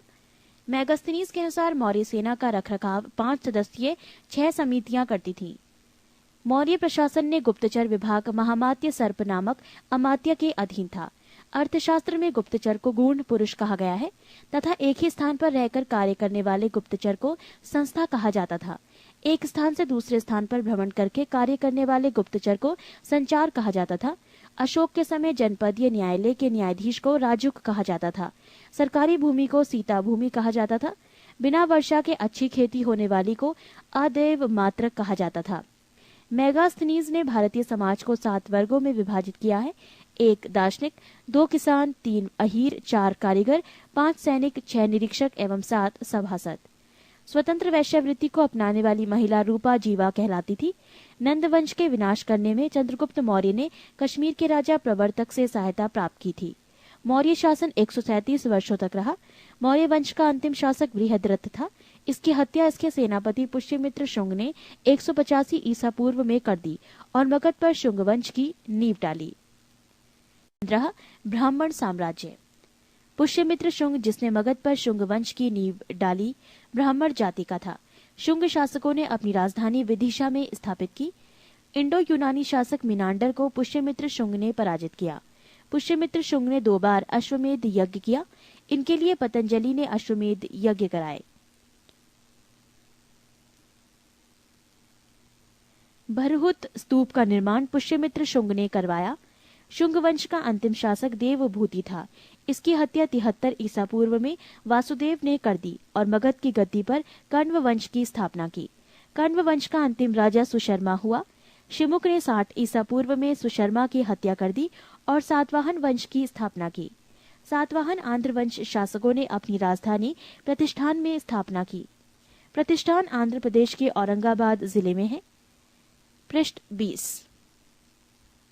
सातवाहन वंश के प्रमुख शासक थे सिमुक, शातकर्णी, गौतमीपुत्र शातकर्णी, वशिष्ठिपुत्र पल्लूमावी तथा यज्ञश्री शातकर्णी। शातकर्णी ने 2 अश्वमेध तथा 1 राजसूय यज्ञ किया। सातवाहन शासकों के समय के प्रसिद्ध साहित्यकार हाल एवं गुणाढ़्य थे। हाल ने गाथा सप्तशतक तथा गुणाढ़्य ने बृहत कथा नामक पुस्तकों की रचना की। सातवाहन शासकों ने चांदी, तांबे, सीसा, पोटीन और कांसे की मुद्राओं का प्रचलन किया। ब्राह्मणों को भूमि अनुदान देने की प्रथा का आरंभ सातवाहन शासकों ने ही सर्वप्रथम किया। सातवाहनों की भाषा प्राकृत एवं लिपि ब्राह्मी थी। सातवाहनों का समाज मात्र सत्तात्मक था। सातवाहनों की महत्वपूर्ण स्थापत्य कृतियां हैं कार्ले का चैत्य, अजंता एवं एलोरा की गुफाओं का निर्माण एवं अमरावती कला का विकास। शातकर्णी एवं अन्य सभी सातवाहन शासक दक्षिणा पथ के स्वामी कहे जाते थे। 16. भारत के यवन राज्य। भारत पर आक्रमण करने वाले विदेशी आक्रमणकारियों का क्रम है हिंद यूनानी, शक, पहलव और कुषाण। सेल्यूकस के द्वारा स्थापित पश्चिमी तथा मध्य एशिया के विशाल साम्राज्य को इसके उत्तराधिकारी एंटिओकस प्रथम ने अक्षुण्ण बनाए रखा। एंटिओकस द्वितीय के शासनकाल में विद्रोह के फलस्वरूप उसके अनेक प्रांत स्वतंत्र हो गए। बैक्ट्रिया के विद्रोह का नेतृत्व डियोडोटस प्रथम ने किया था। बैक्ट्रिया पर डियोडोटस प्रथम के साथ इन राजाओं ने क्रमशः शासन किया। डियोडोटस द्वितीय, यूथिडेमस, डेमेट्रियस प्रथम के साथ इन राजाओं ने क्रमशः शासन किया। डियोडोटस द्वितीय, यूथिडेमस, डेमेट्रियस, मिनेंडर, यूक्रेटाइटस, एंटीआलकीडस तथा हर्मिक्स। भारत पर सबसे पहले आक्रमण बैक्ट्रिया के शासन डेमेट्रियस ने किया। इसने 190 ईसा पूर्व में भारत पर आक्रमण कर अफगानिस्तान, पंजाब एवं सिंध के बहुत बड़े भाग पर अधिकार कर लिया। इसने शाकल को अपनी राजधानी बनाया। इसे ही हिंद यूनानी या बैक्ट्रियाई यूनानी कहा गया। हिंद यूनानी शासकों में सबसे अधिक विख्यात मिनांडर 165 से 145 ईसा पूर्व में हुआ। इसकी राजधानी शाकल आधुनिक सियालकोट शिक्षा का प्रमुख केंद्र था। मिनांडर ने नागसेन नागार्जुन से बौद्ध धर्म की दीक्षा ली। मिनांडर के प्रश्न एवं नागसेन द्वारा दिए गए उत्तर एक पुस्तक के रूप में संग्रहित है, जिसका नाम मिलिंद पन्हो अर्थात मिलिंद के प्रश्न या मिलिंद प्रश्न है। हिंदी यूनानी भारत के पहले शासक हुए, जिनकी जारी किए गए सिक्कों के बारे में निश्चित रूप से कहा जा सकता है कि सिक्के किन किन राजाओं के हैं। भारत में सबसे पहले हिंद यूनानियों ने ही सोने के सिक्के जारी किए। हिंद यूनानी शासकों ने भारत के पश्चिमोत्तर सीमा प्रांत में यूनान की प्राचीन कला चलाई, जिसे हेलेनिस्टिक आर्ट कहते हैं। भारत में गंधार कला इसका उत्तम उदाहरण है। 17. शक। यूनानियों के बाद शक आए। शकों की 5 शाखाएं थी और हर बार शाखा की राजधानी भारत और अफगानिस्तान में अलग अलग भागों में थी। पहली शाखा ने अफगानिस्तान, दूसरी शाखा ने पंजाब यानी राजधानी तक्षशिला, तीसरी शाखा ने मथुरा, चौथी शाखा ने पश्चिमी भारत एवं 5वीं शाखा ने ऊपरी दक्कन पर प्रभुत्व स्थापित किया। शक मूलतः मध्य एशिया के निवासी थे और चरागाह की खोज में भारत आए। 58 ईस्वी पूर्व में उज्जैन के एक स्थानीय राजा ने शकों को पराजित करके बाहर खदेड़ दिया और विक्रमादित्य की उपाधि धारण की। पृष्ठ 21। शकों पर विजय के उपलक्ष्य में 57 ईसा पूर्व से एक नया संवत विक्रम संवत के नाम से प्रारंभ हुआ। उसी समय से विक्रमादित्य एक लोकप्रिय उपाधि बन गई, जिसकी संख्या भारतीय इतिहास में 14 तक पहुंच गई। गुप्त सम्राट चंद्रगुप्त द्वितीय सबसे अधिक विख्यात विक्रमादित्य था। शकों की अन्य शाखाओं की तुलना में दक्षिण भारत में प्रभुत्व स्थापित करने वाली शाखा ने सबसे लंबे अरसे तक शासन किया, लगभग 4 शताब्दी तक। गुजरात में चल रहे समुद्री व्यापार से ये शाखा काफी लाभान्वित हुई और भारी संख्या में चांदी के सिक्के जारी किए। शकों का सबसे प्रतापी शासक रुद्रदामन प्रथम था, जिसका शासन 130 से 150 ईस्वी गुजरात के बड़े भाग पर था। इसने काठियावाड़ को अर्ध शुष्क सुदर्शन झील मौर्य द्वारा निर्मित का जीर्णोद्वार किया। रुद्रदामन संस्कृत का बड़ा प्रेमी था। उसने ही सबसे बड़े विशुद्ध संस्कृत भाषा में लंबा अभिलेख गिरनार अभिलेख जारी किया। इसके पहले के सभी अभिलेख प्राकृत भाषा में रचित थे। भारत में शक राजा अपने को क्षत्रप कहते थे। 18 कुषाण। पहलव के बाद कुषाण आए, जो यूची एवं तोखरी भी कहलाते हैं। यूची नामक एक कबीला 5 कुलों में बट गया था। उन्हीं में से एक कुल के थे कुषाण। कुषाण वंश के संस्थापक कुजूल कड़फिसेस था। इस वंश का सबसे प्रतापी राजा कनिष्क था। इनकी राजधानी पुरुषपुर या पेशावर थी। कुषाणों की द्वितीय राजधानी मथुरा थी। कनिष्क ने 78 ईस्वी गद्दी पर बैठने के समय में एक संवत चलाया, जो शक संवत कहलाता है, जिसे भारत सरकार द्वारा प्रयोग में लाया जाता है। बौद्ध धर्म की चौथी बौद्ध संगीति कनिष्क के शासनकाल में कुंडलवन कश्मीर में प्रसिद्ध बौद्ध विद्वान वसुमित्र की अध्यक्षता में हुई। कनिष्क बौद्ध धर्म के महायान संप्रदाय का अनुयायी था। आरंभिक कुषाण शासकों ने भारी संख्या में स्वर्ण मुद्राएं जारी की, जिनकी शुद्धता गुप्त काल की स्वर्ण मुद्राओं से उत्कृष्ट है।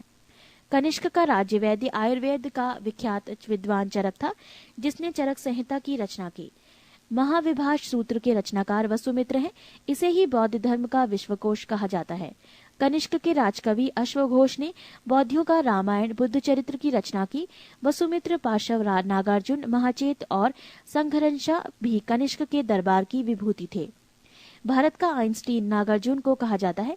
इनकी पुस्तक माध्यमिक सूत्र, इस पुस्तक में नागार्जुन ने सापेक्षता का सिद्धांत प्रस्तुत किया था। कनिष्क की मृत्यु 102 ईस्वी में हो गई। कुषाण वंश का अंतिम शासक वासुदेव था। गंधार शैली एवं मथुरा शैली का विकास कनिष्क के शासनकाल में हुआ था। रेशम मार्ग पर नियंत्रण रखने वाले शासकों में सबसे प्रसिद्ध कुषाण थे। नोट: रेशम बनाने का तकनीक का आविष्कार सबसे पहले चीन में हुआ था। 19 गुप्त साम्राज्य।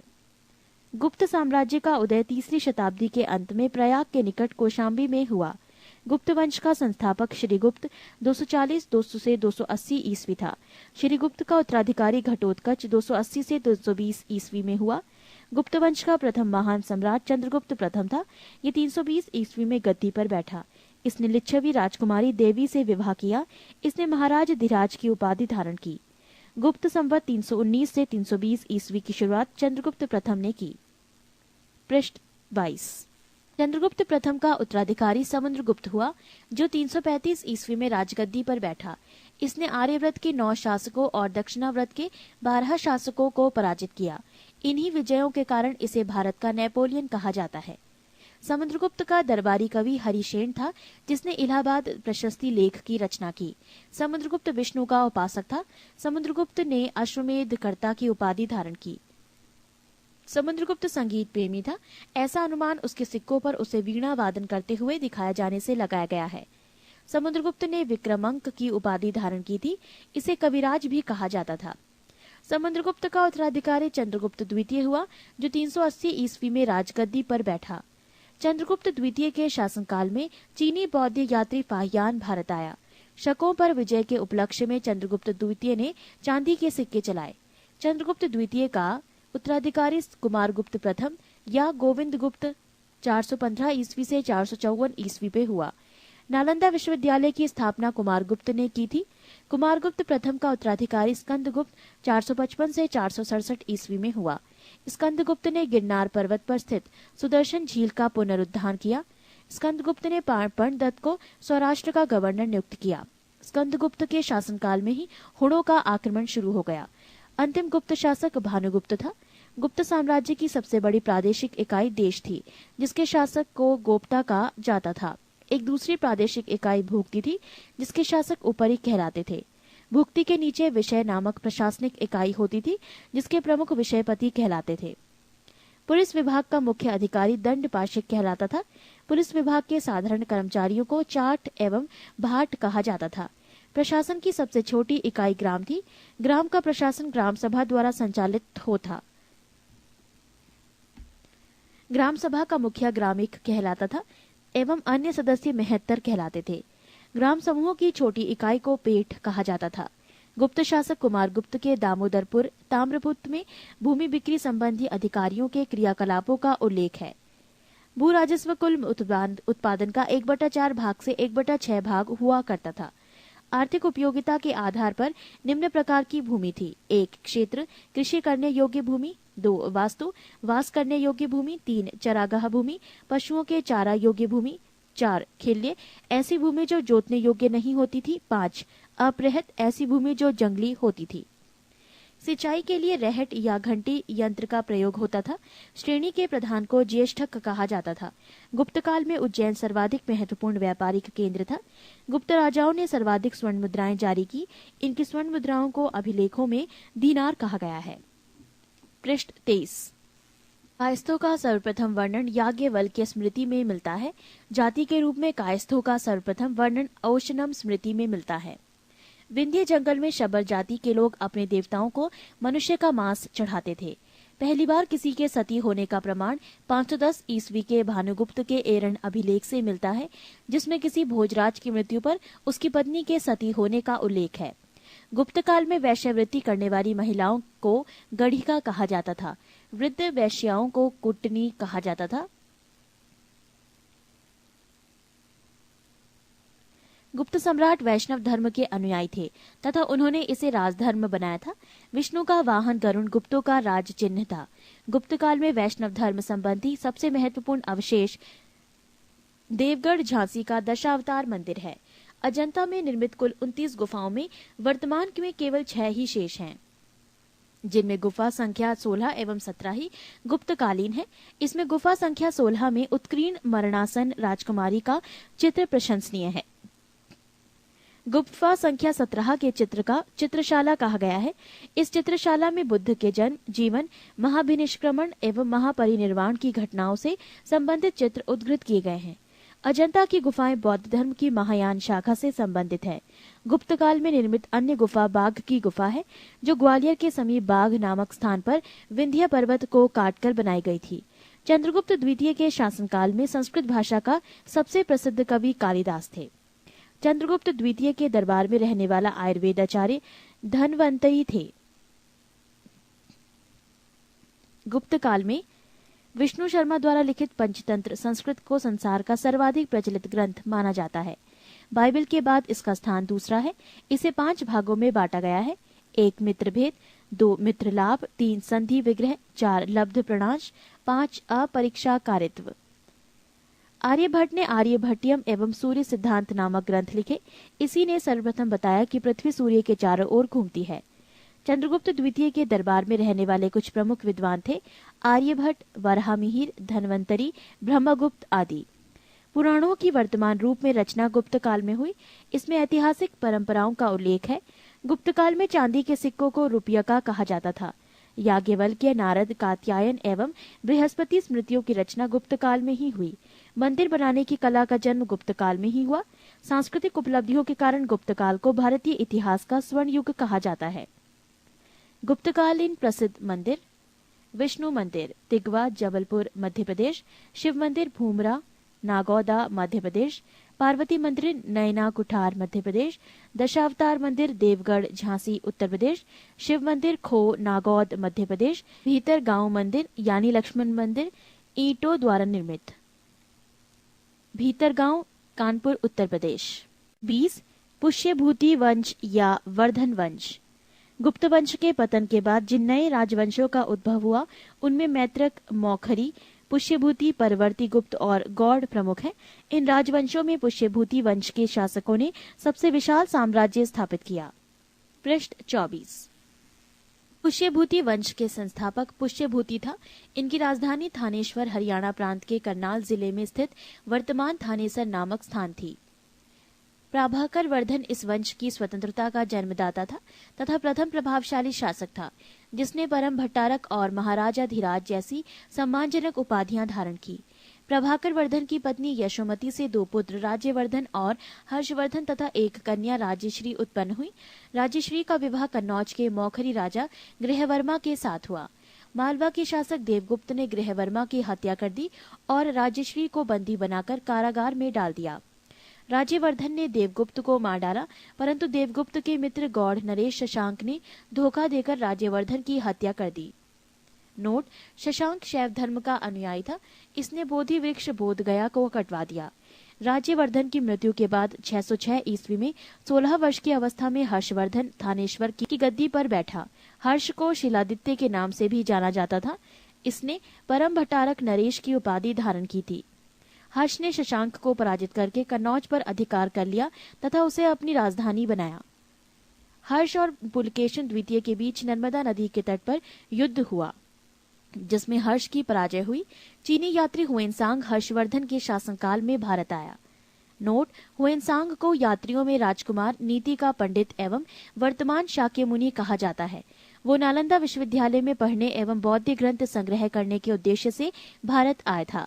हर्ष 641 ईस्वी में अपने दूत चीन भेजे तथा 643 ईस्वी एवं 645 ईस्वी में 2 चीनी दूत उसके दरबार में आए। हर्ष ने कश्मीर के शासक से बुद्ध के दंत अवशेष बलपूर्वक प्राप्त किए। हर्ष के पूर्वज भगवान शिव और सूर्य के अनन्य उपासक थे। प्रारंभ में हर्ष भी अपने कुल देवता शिव का परम भक्त था। चीनी यात्री हुएनसांग से मिलने के बाद उसने बौद्ध धर्म की महायान शाखा को राज्यश्रेय प्रदान किया तथा वो पूर्ण बौद्ध बन गया। हर्ष के समय में नालंदा महाविहार महायान बौद्ध धर्म की शिक्षा का प्रधान केंद्र था। हर्ष के समय में प्रयाग में प्रति 5वें वर्ष एक समारोह आयोजित किया जाता था, जिसे महामोक्ष परिषद कहा जाता था। हुएनसांग स्वयं 6ठे समारोह में सम्मिलित हुआ। बाणभट्ट हर्ष के दरबारी कवि थे। उन्होंने हर्ष चरित्र एवं कादम्बरी की रचना की। प्रियदर्शिका, रत्नावली तथा नागानंद नामक 3 संस्कृत नाटक ग्रंथों की रचना हर्ष ने की थी। कहा जाता है कि धावक नामक कवि ने हर्ष से पुरस्कार लेकर उसके नाम से ये तीनों नाटक लिख दिए। हर्ष को भारत का अंतिम हिंदू सम्राट कहा गया, लेकिन वह तो न कट्टर हिंदू था और न ही सारे देश का शासक ही। हर्ष के अधीनस्थ शासक महाराज अथवा महासामंत कहे जाते थे।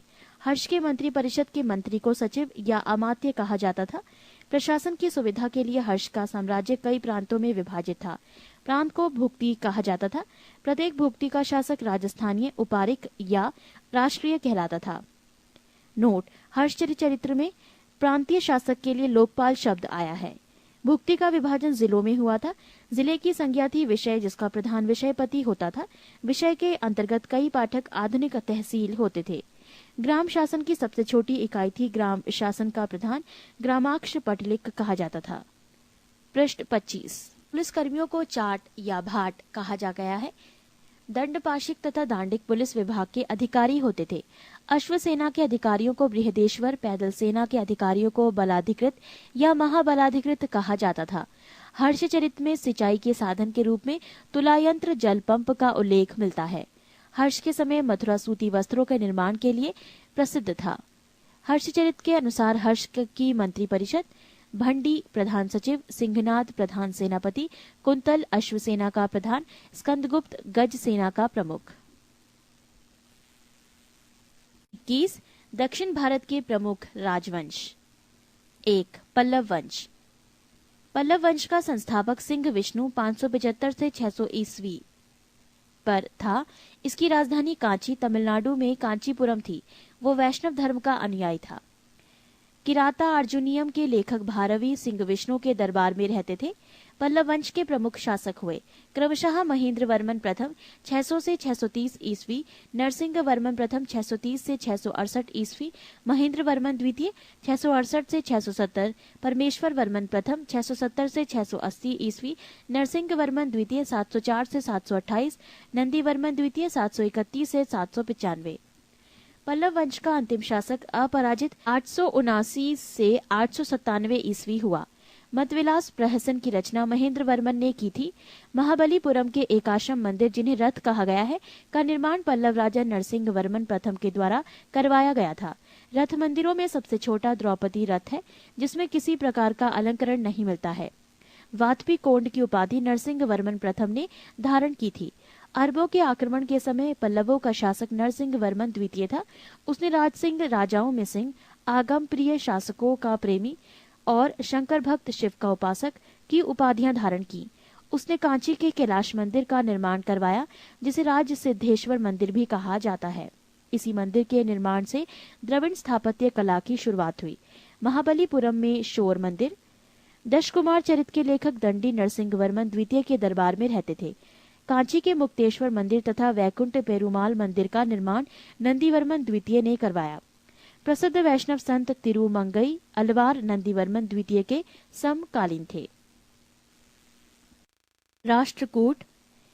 राष्ट्रकूट राजवंश का संस्थापक दंतीदुर्ग 752 ईस्वी था। इसकी राजधानी मणिकर या मान्यखेत वर्तमान मालखेड़ शोलापुर के निकट थी। राष्ट्रकूट वंश के प्रमुख शासक थे कृष्ण प्रथम, ध्रुव गोविंद तृतीय, अमोघ वर्ष कृष्ण द्वितीय, इंद्र तृतीय एवं कृष्ण तृतीय। एलोरा के प्रसिद्ध कैलाश मंदिर का निर्माण कृष्ण प्रथम ने करवाया था। ध्रुव राष्ट्रकूट वंश का पहला शासक था, जिसने कन्नौज पर अधिकार करने हेतु त्रिपक्षीय संघर्ष में भाग लिया और प्रतिहार नरेश वत्सराज एवं पाल नरेश धर्मपाल को पराजित किया। ध्रुव को धारावर्ष भी कहा जाता था। गोविंद तृतीय ने त्रिपक्षीय संघर्ष में भाग लेकर चक्रा युद्ध एवं उसके संरक्षक धर्मपाल तथा प्रतिहार वंश के शासक नागभट्ट द्वितीय को पराजित किया। पृष्ठ 26। पल्लव, पांड्य, केरल एवं गंग शासकों के संघ को गोविंद तृतीय ने स्पष्ट नष्ट किया। अमोघ वर्ष जैन धर्म का अनुयायी था। इसने कन्नड़ में कविराज मार्ग की रचना की। आदि पुराण के रचनाकार जिनसेन, गणितासार संग्रह के लेखक महावीराचार्य एवं अमोघ वृत्ति के लेखक सक्तायना अमोघ वर्ष के दरबार में रहते थे। अमोघ वर्ष ने तुंगभद्रा नदी में जल समाधि लेकर अपने जीवन का अंत किया। इंद्र तृतीय के शासनकाल में अरब निवासी अल मसूदी भारत आया। इसने तत्कालीन राष्ट्रकूट शासकों को भारत का सर्वश्रेष्ठ शासक कहा। राष्ट्रकूट वंश का अंतिम महान शासक कृष्ण तृतीय था। इसी के दरबार में कन्नड़ भाषा के कवि पोन्न रहते थे, जिन्होंने शांति पुराण की रचना की। कल्याणी के चालुक्य तैलप द्वितीय ने 973 ईस्वी में कर्क को हराकर राष्ट्रकूट राज्य पर अपना अधिकार कर लिया और कल्याणी के चालुक्य वंश की नींव डाली। एलोरा एवं एलिफेंटा महाराष्ट्र गुहा मंदिर का निर्माण राष्ट्रकूटों के समय ही हुआ। एलोरा में 34 शैलकृत गुफाएं हैं। इसमें 1 से 12 तक बौद्धों, 13 से 29 तक हिंदुओं एवं 30 से 34 तक जैनों की गुफाएं हैं। राष्ट्रकूट शैव, वैष्णव, शाक्त संप्रदायों के साथ साथ जैन धर्म के भी उपासक थे। राष्ट्रकूटों ने अपने राज्यों में मुसलमान व्यापारियों को बसने तथा इस्लाम के प्रचार की स्वीकृति दी थी। चालुक्य वंश, कल्याणी के चालुक्य वंश की स्थापना तैलप द्वितीय ने की थी। राजधानी मान्यखेट। चालुक्य वंश कल्याणी के प्रमुख शासक हुए तैलप प्रथम, तैलप द्वितीय, विक्रमाद्वितीय, जयसिंह, सोमेश्वर द्वितीय, विक्रमाद्वितीय 6, सोमेश्वर तृतीय एवं तैलप तृतीय। सोमेश्वर प्रथम ने मान्यखेट से राजधानी हटाकर कल्याणी कर्नाटक को बनाया। इस वंश का सबसे प्रतापी शासक विक्रमादित्य षष्ठ था। विल्हड़ एवं विज्ञानेश्वर विक्रमादित्य षष्ठ के दरबार में ही रहते थे। मिताक्षरा हिंदू विधि ग्रंथ याज्ञवल्क्य स्मृति पर व्याख्या नामक ग्रंथ की रचना महाविधिवेत्ता विज्ञानेश्वर ने की थी। विक्रमांक देव चरित की रचना विल्हड़ ने की थी। इसमें विक्रमादित्य षष्ठ के जीवन पर प्रकाश डाला गया है। चालुक्य वंश, वातापी। जयसिंह ने वातापी के चालुक्य वंश की स्थापना की, जिसकी राजधानी वातापी बीजापुर के निकट थी। इस वंश के प्रमुख शासक थे पुलकेशन प्रथम, कीर्तिवर्मन, पुलकेशन द्वितीय, विक्रमादित्य, विनयादित्य एवं विजयादित्य। इनमें सबसे प्रतापी राजा पुलकेशन द्वितीय था। महाकुंड स्तंभ लेख से प्रमाणित होता है कि पुलकेशन द्वितीय बहु स्वर्ण एवं अग्निष्ठोम यज्ञ संपन्न करवाया था। जिनेन्द्र का मेगुती मंदिर पुलकेशन द्वितीय ने बनवाया था। पुलकेशन द्वितीय ने हर्षवर्धन को हराकर परमेश्वर की उपाधि धारण की थी। इसने दक्षिणापथेश्वर की उपाधि भी धारण की थी। पल्लववंशी शासक नरसिंह वर्मन प्रथम ने पुलकेशन द्वितीय को लगभग 642 ईस्वी में परास्त किया और उसकी राजधानी बादामी पर अधिकार कर लिया। संभवतः इसी युद्ध में पुलकेशन द्वितीय मारा गया। इसी विजय के बाद नरसिंह वर्मन ने वातापी कोड की उपाधि धारण की। ऐहोल अभिलेख का संबंध पुलकेशन द्वितीय से है। लेखक रवि कीर्ति। अजंता के एक गुहा चित्र में फारसी दूत मंडल को स्वागत करते हुए पुलकेशन द्वितीय को दिखाया गया है। वातापी का निर्माणकर्ता कीर्तिवर्मन को माना गया है। मालवा को जीतने के बाद विनयादित्य ने सकलोत्तर पथनाथ की उपाधि धारण की। पृष्ठ 27। विक्रमादित्य द्वितीय के शासनकाल में ही दक्कन के अरबों ने आक्रमण किया। इस आक्रमण का मुकाबला विक्रमादित्य के भतीजा पुलकेशी ने किया।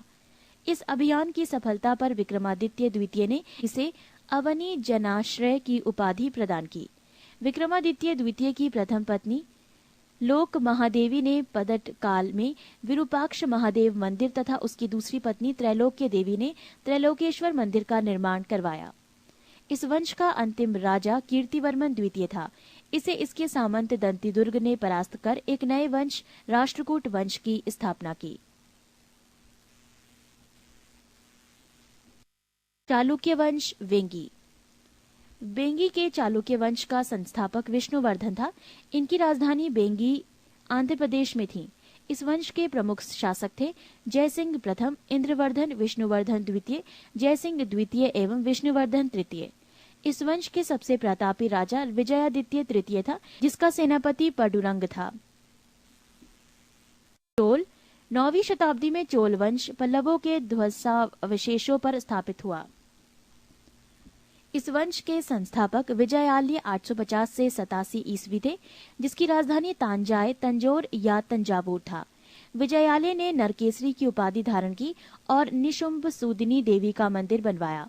चोलों का स्वतंत्र राज्य आदित्य प्रथम ने स्थापित किया। पल्लवों पर विजय पाने के उपरांत आदित्य प्रथम ने कोदंडराम की उपाधि धारण की। चोल वंश के प्रमुख राजा थे परांतक एक, राजराज एक, राजेंद्र प्रथम, राजेंद्र द्वितीय एवं कुलोतुंग। तक्कोलम के युद्ध में राष्ट्रकूट नरेश कृष्ण तृतीय ने परांतक प्रथम को पराजित किया। इस युद्ध में परांतक प्रथम का बड़ा लड़का राजादित्य मारा गया। राजराज प्रथम ने श्रीलंका पर आक्रमण किया। वहां के राजा महीम पांच को भगाकर श्रीलंका के दक्षिण जिला रोहण में शरण लेनी पड़ी। राजराज प्रथम श्रीलंका के विजित प्रदेशों को चोल साम्राज्य का एक नया प्रांत मुंडी चोल मंडलम बनाया और पोलन्नरुवा को उसकी राजधानी बनाया। राजराज एक शैव धर्म का अनुयायी था। इसने तंजौर में राजराजेश्वर का शिव मंदिर बनाया। चोल साम्राज्य का सर्वाधिक विस्तार राजेंद्र प्रथम के शासनकाल में हुआ है। बंगाल के शासक महिपाल को पराजित करने के बाद राजेंद्र प्रथम ने गंगे चोड चोल की उपाधि धारण की और नवीन राजधानी गंगेकोड चोलपुरम के निकट चोलंगगम नामक विशाल तालाब का निर्माण करवाया। नोट: गजनी का सुल्तान महमूद राजेंद्र प्रथम का समकालीन था। चोल काल में भूमि के प्रकार: वेलन वगाई, गैर ब्राह्मण किसान स्वामी की भूमि। ब्रह्माद्य, ब्राह्मणों को उपहार में दी गई भूमि। शाला भोग, किसी विद्यालय के रखरखाव की भूमि। देवदान या तिरुन मड दुक्कनी, मंदिर को उपहार में दी गई भूमि। पली चंदम, जैन संस्थानों को दान दी गई भूमि। राजेंद्र द्वितीय ने प्रकेसरी की एवं वीर राजेंद्र ने राजकेसरी की उपाधि धारण की। चोल वंश का अंतिम राजा राजेंद्र तृतीय था। चोलों एवं पश्चिमी चालुक्य के बीच शांति स्थापित करने में गोवा के कदम्ब शासक जयकेश प्रथम ने मध्यस्थ की भूमिका निभाई थी। विक्रम चोल अभाव एवं अकाल से ग्रस्त गरीब जनता से राजस्व वसूल कर चिदम्बरम मंदिर का विस्तार करवा रहा था। कुलोतुंग द्वितीय ने चिदम्बरम मंदिर में स्थित गोविंदराज विष्णु की मूर्ति को समुद्र में फेंकवा दिया। कालांतर में वैष्णव आचार्य रामानुजाचार्य ने उक्त मूर्ति का पुनरुद्धार किया और उसे तिरुपति के मंदिर में प्राण प्रतिष्ठित किया। चोल प्रशासन में भाग लेने वाले उच्च पदाधिकारियों को पेरुंदरम एवं निम्न श्रेणी के पदाधिकारियों को शेरुंदरम कहा जाता था। पृष्ठ 28। संपूर्ण चोल साम्राज्य 6 प्रांतों में विभक्त था। प्रांत को मंडलम कहा जाता था। मंडलम कोट्टम में, कोट्टम नाडु में एवं नाडु कई कुर्रमों में विभक्त था। नाडु की स्थानीय सभा को नाटूर एवं नगर की स्थानीय सभा को नगरतार कहा जाता था। स्थानीय स्वशासन चोल प्रशासन की मुख्य विशेषता थी। उर सर्वसाधारण लोगों की समिति थी जिसका कार्य होता था सार्वजनिक कल्याण के लिए तालाबों और बगीचों के निर्माण हेतु गांव की भूमि का अधिग्रहण करना। सभा या महासभा ये मूलतः अग्रहारों और ब्राह्मण बस्तियों की सभा थी जिसके सदस्यों को पेरुम मक्कल कहा जाता था। ये सभा वरियम नाम की समितियों के द्वारा अपने कार्य को संचालित करती थी। सभा की बैठक गांव में मंदिर के निकट वृक्ष के नीचे या तालाब के किनारे होती थी। व्यापारियों की सभा को नगरम कहते थे। चोल काल में भूमिकर उपज का 1/3 भाग हुआ करता था। गांव में कार्य समिति की सदस्यता के लिए जो वेतन भोगी कर्मचारी रखे जाते थे उन्हें मध्यस्थ कहते थे। ब्राह्मणों को दी गई करमुक्त भूमि को चतुर्वेदी मंगलम एवं दान दी गई भूमि ब्रह्मदे कहलाती थी। चोल सेना का सबसे संगठित अंग था पदाती सेना। चोल काल में काशू सोने के सिक्के थे। तमिल कवियों में जयन गोंदर प्रसिद्ध कवि था जो कुलोतुंग प्रथम का राजकवि था। उसकी रचना है कलिंगतु पर्णी, कंबन, ओट टकर कुटन और पुंगलेंदी को तमिल साहित्य का त्रिरत्न कहा जाता है। पंप, पोन एवं रन कन्नड़ साहित्य के त्रिरत्न माने जाते हैं। पर्सी ब्राउन ने तंजौर के बृहदेश्वर मंदिर के विमान को भारतीय वास्तुकला का निकष माना है। चोलकालीन रटराज प्रतिमा को चोल कला का सांस्कृतिक सार या निचोड़ कहा जाता है। शैव संत ईसाना शिव पंडित राजेंद्र प्रथम के गुरु थे। चोलकाल 10वीं शताब्दी का सबसे महत्वपूर्ण बंदरगाह कावेरीपट्टनम था। बहुत बड़ा गांव जो एक इकाई के रूप में शासित किया जाता था तनियर कहलाता था। उत्तर मेरूर शिलालेख जो सभा संख्या का विस्तृत वर्णन उपस्थित करता है परांतक प्रथम शासनकाल से संबंधित है। चोलों की राजधानी कालक्रम के अनुसार थी उर्रयूर, तंजौर, गंगकौड़, चोलपुरम एवं कांची। चोलकाल में सड़कों की देखभाल बागान समिति करती थी। चोलकाल में आम वस्तुओं के आदान प्रदान का आधार धान था। चोलकाल के विशाल व्यापारी समूह निम्न थे: वलंजियार, नानादौसी एवं मणिग्रामम। विष्णु के उपासक अलवार एवं शिव के उपासक नयनार संत कहलाते थे। उत्तर मेरूर अभिलेख के अनुसार सभा की सदस्यता: 1. सभा की सदस्यता के लिए इच्छुक लोगों को ऐसी भूमि का स्वामी होना चाहिए जहां से भूराजस्व वसूला जाता है। 2.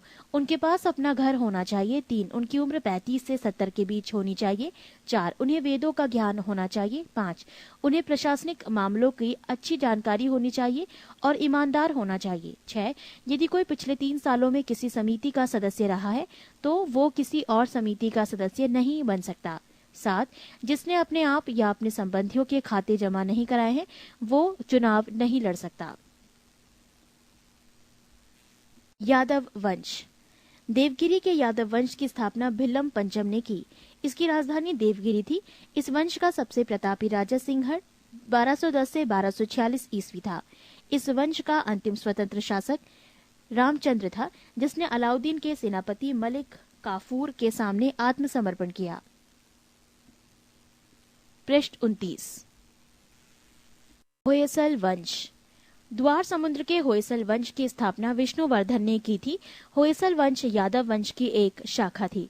बेलूर में चेन्ना केशव मंदिर का निर्माण विष्णुवर्धन ने 1117 ईस्वी में किया था। होयसल वंश का अंतिम शासक वीर बल्लाल तृतीय था जिसे मलिक काफूर ने हराया था। होयसल वंश की राजधानी द्वार समुद्र आधुनिक हैलेविड था। कदम वंश: कदम वंश की स्थापना मयूर शर्मन ने की थी। कदम वंश की राजधानी वनवासी था। गंग वंश: गंग वंश संस्थापक वज्रहस्त पंचम था। अभिलेखों के अनुसार गंग वंश के प्रथम शासक कोंकणी वर्मा था। गंगों की प्रारंभिक राजधानी कुवलाल कोल्लर थी जो बाद में तलकाड हो गई। दत्तक सूत्र पर टीका लिखने वाला गंग शासक माधव प्रथम था। काकातीय वंश: काकतीय वंश का संस्थापक बीटा प्रथम था जिसने नलगोंडा हैदराबाद में एक छोटे से राज्य का गठन किया जिसकी राजधानी अमरकोंड थी। इस वंश का सबसे शक्तिशाली शासक गणपति था। रुद्रमा देवी गणपति की बेटी थी, जिसने रुद्रदेव महाराज का नाम ग्रहण किया, जिसने 35 वर्ष तक शासन किया। गणपति ने अपनी राजधानी वारंगल में स्थानांतरित कर ली थी। इस राजवंश का अंतिम शासक प्रताप रुद्र 1295 से 1323 था। 22 सीमावर्ती राजवंशों का अभ्युदय। पाल वंश। पाल वंश का संस्थापक गोपाल 750 ईस्वी था। इस वंश की राजधानी मुंगेर थी। गोपाल बौद्ध धर्म का अनुयायी था। इसने ओदंतपुरी विश्वविद्यालय की स्थापना की थी। पाल वंश के प्रमुख शासक थे धर्मपाल, देवपाल, नारायणपाल, महिपाल, नयपाल आदि। पाल वंश का सबसे महान शासक धर्मपाल था, जिसने विक्रमशिला विश्वविद्यालय की स्थापना की थी। कन्नौज के लिए त्रिपक्षीय संघर्ष पाल वंश, गुर्जर प्रतिहार वंश एवं राष्ट्रकूट वंश के बीच हुआ। इसमें पाल वंश की ओर से सर्वप्रथम धर्मपाल शामिल हुआ था। 11वीं सदी के गुजराती कवि सोडठल ने धर्मपाल को उत्तरापथ स्वामी की उपाधि से संबोधित किया है। ओदंतपुरी बिहार के प्रसिद्ध बौद्ध मठ का निर्माण देवपाल ने करवाया था। जावा के शैलेंद्रवंशी शासक बालपुत्र देव के अनुरोध पर देवपाल ने उसे नालंदा में एक बौद्ध विहार बनवाने के लिए 5 गांव दान में दिए थे। गौड़ी रीति नामक साहित्यिक विद्या का विकास पाल शासकों के समय में हुआ। पाल शासक बौद्ध धर्म के अनुयायी थे। सेन वंश। सेन वंश की स्थापना सामंत सेन ने राढ़ में की थी। इसकी राजधानी नदिया लखनौती थी। सेन वंश के प्रमुख शासक विजय सेन, बल्लाल सेन एवं लक्ष्मण सेन थे।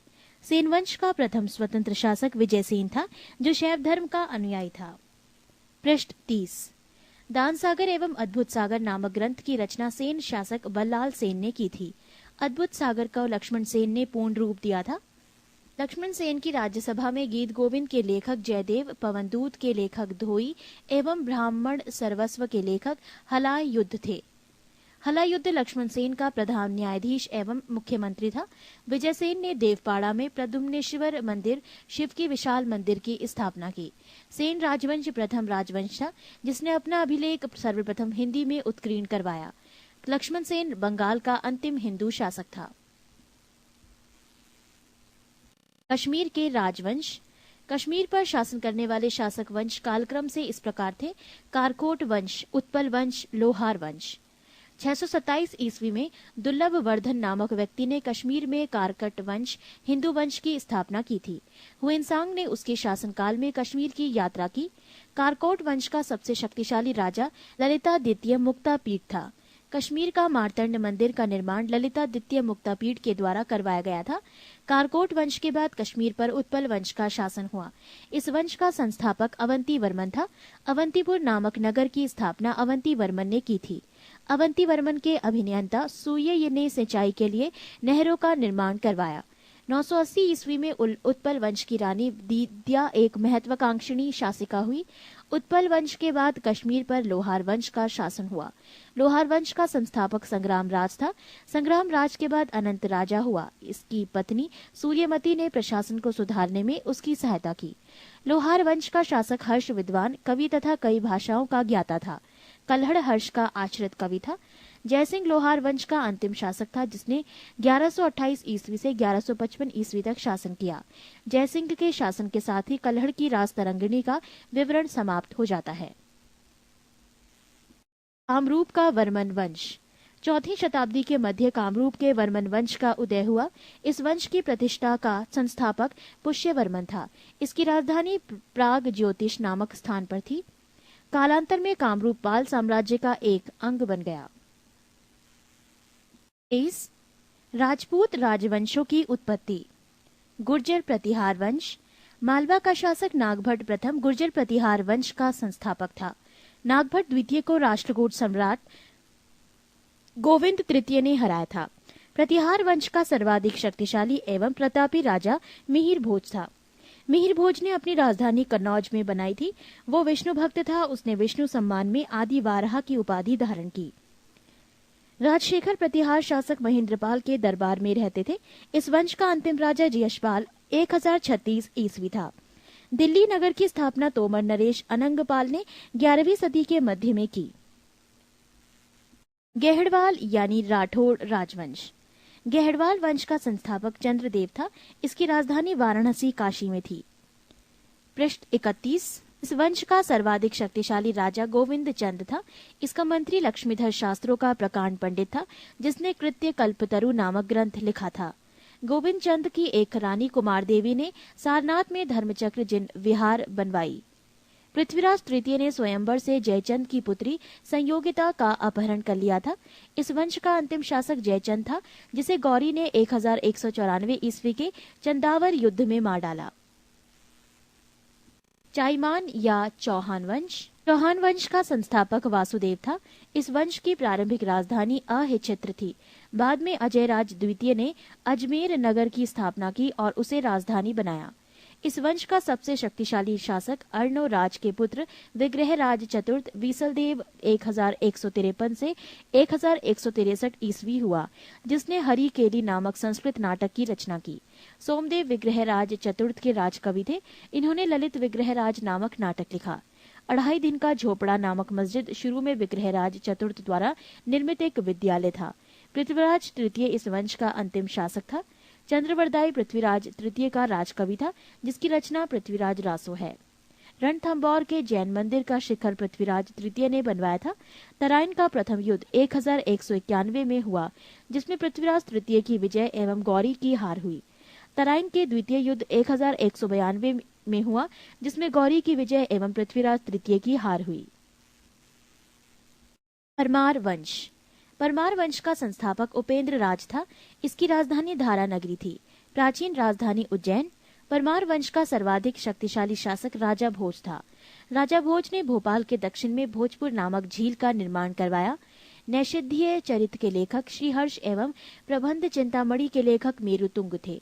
राजा भोज ने चिकित्सा, गणित एवं व्याकरण पर अनेक ग्रंथ लिखे। भोजकृत युक्ति कल्पतरु में वास्तुशास्त्र के साथ साथ विविध वैज्ञानिक यंत्रों व उनके उपयोग का उल्लेख है। नवसाह सांक चरित के रचयिता पद्मगुप्त, दशरूपक के रचयिता धनंजय, धनिक हलायुद्ध एवं अमित गति जैसे विद्वान वाक्यपति मुंज के दरबार में रहते थे। कविराज की उपाधि से विभूषित शासक था राजा भोज। भोज ने अपनी राजधानी में सरस्वती मंदिर का निर्माण करवाया था। इस मंदिर के परिसर में संस्कृत विद्यालय भी खोला गया था। राजा भोज के शासनकाल में धारा नगरी विद्या एवं विद्वानों का प्रमुख केंद्र थी। भोज ने चित्तौड़ में त्रिभुवन नारायण मंदिर का निर्माण करवाया। भोजपुर नगर की स्थापना राजा भोज ने की थी। परमार वंश के बाद तोमर वंश का, उसके बाद चाहमान वंश का और अंततः 1297 ईस्वी में अलाउद्दीन खिलजी के सेनापति नसरत खां और उलूग खान ने मालवा पर अधिकार कर लिया। चंदेल वंश। प्रतिहार साम्राज्य के पतन के बाद बुंदेलखंड की भूमि पर चंदेल वंश का स्वतंत्र राजनीतिक इतिहास प्रारंभ हुआ। बुंदेलखंड का प्राचीन नाम जेजाक भुक्ति है। चंदेल वंश का संस्थापक है नन्नूक, 831 ईस्वी। इसकी राजधानी खजुराहो थी।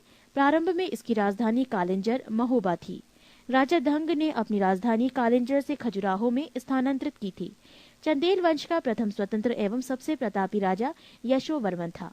यशोवर्मन ने कन्नौज पर आक्रमण कर प्रतिहार राजा देवपाल को हराया तथा उससे एक विष्णु की प्रतिमा प्राप्त, जिसे उसने खजुराहो के विष्णु मंदिर में स्थापित की। पृष्ठ 32। धंग ने जिन्ननाथ, विश्वनाथ एवं वैद्यनाथ मंदिर का निर्माण करवाया।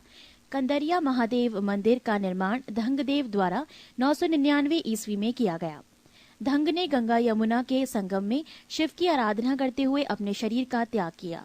चंदेल शासक विद्याधर ने कन्नौज के प्रतिहार शासक राज्यपाल की हत्या कर दी, क्योंकि उसके महमूद के आक्रमण का सामना किए बिना ही आत्मसमर्पण कर दिया था।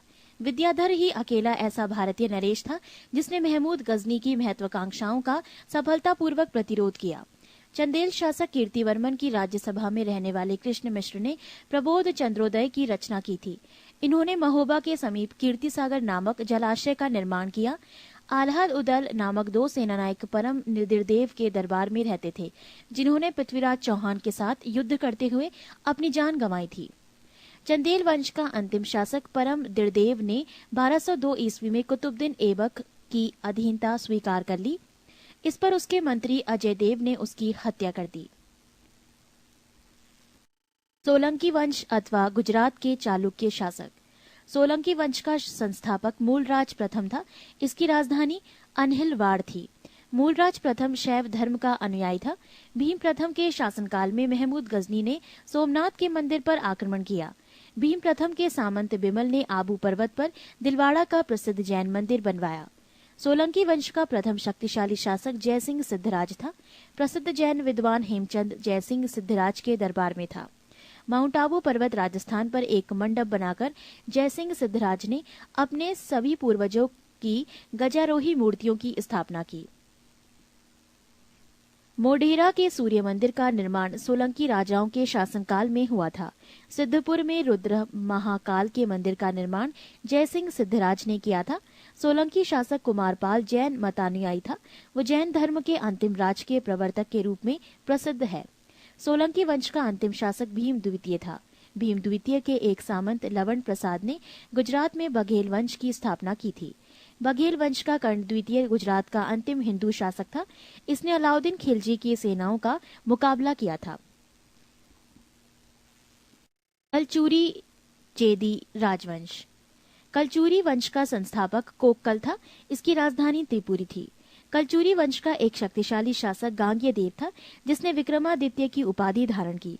पूर्व मध्यकाल में स्वर्ण सिक्कों के विलुप्त हो जाने के पश्चात इन्होंने सर्वप्रथम इसे प्रारंभ करवाया।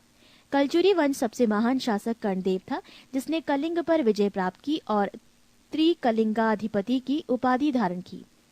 प्रसिद्ध कवि राजशेखर कलचुरी दरबार में ही रहते थे। सिसोदिया वंश। सिसोदिया वंश के शासक अपने को सूर्यवंशी कहते थे। सिसोदिया वंश के शासक मेवाड़ पर शासन करते थे। मेवाड़ की राजधानी चित्तौड़ थी। अपनी विजयों के उपलक्ष्य में विजय स्तंभ का निर्माण राणा कुंभा ने चित्तौड़ में करवाया। खतौली का युद्ध 1518 ईस्वी में राणा सांगा एवं इब्राहिम लोदी के बीच हुआ। पृष्ठ 33। You are watching Philippa Pedagogics YouTube channel. Try our test series and prep courses and boost your examination preparation. For details, kindly visit our website www.philippa.com. आप देख रहे हैं फिलिपा पेडागोगिक्स YouTube चैनल। हमारे टेस्ट सीरीज और prep courses को join करिए, अपनी सफलता और निश्चित करिए। जानकारी के लिए हमारे वेबसाइट www.philippa.com पे जाएं।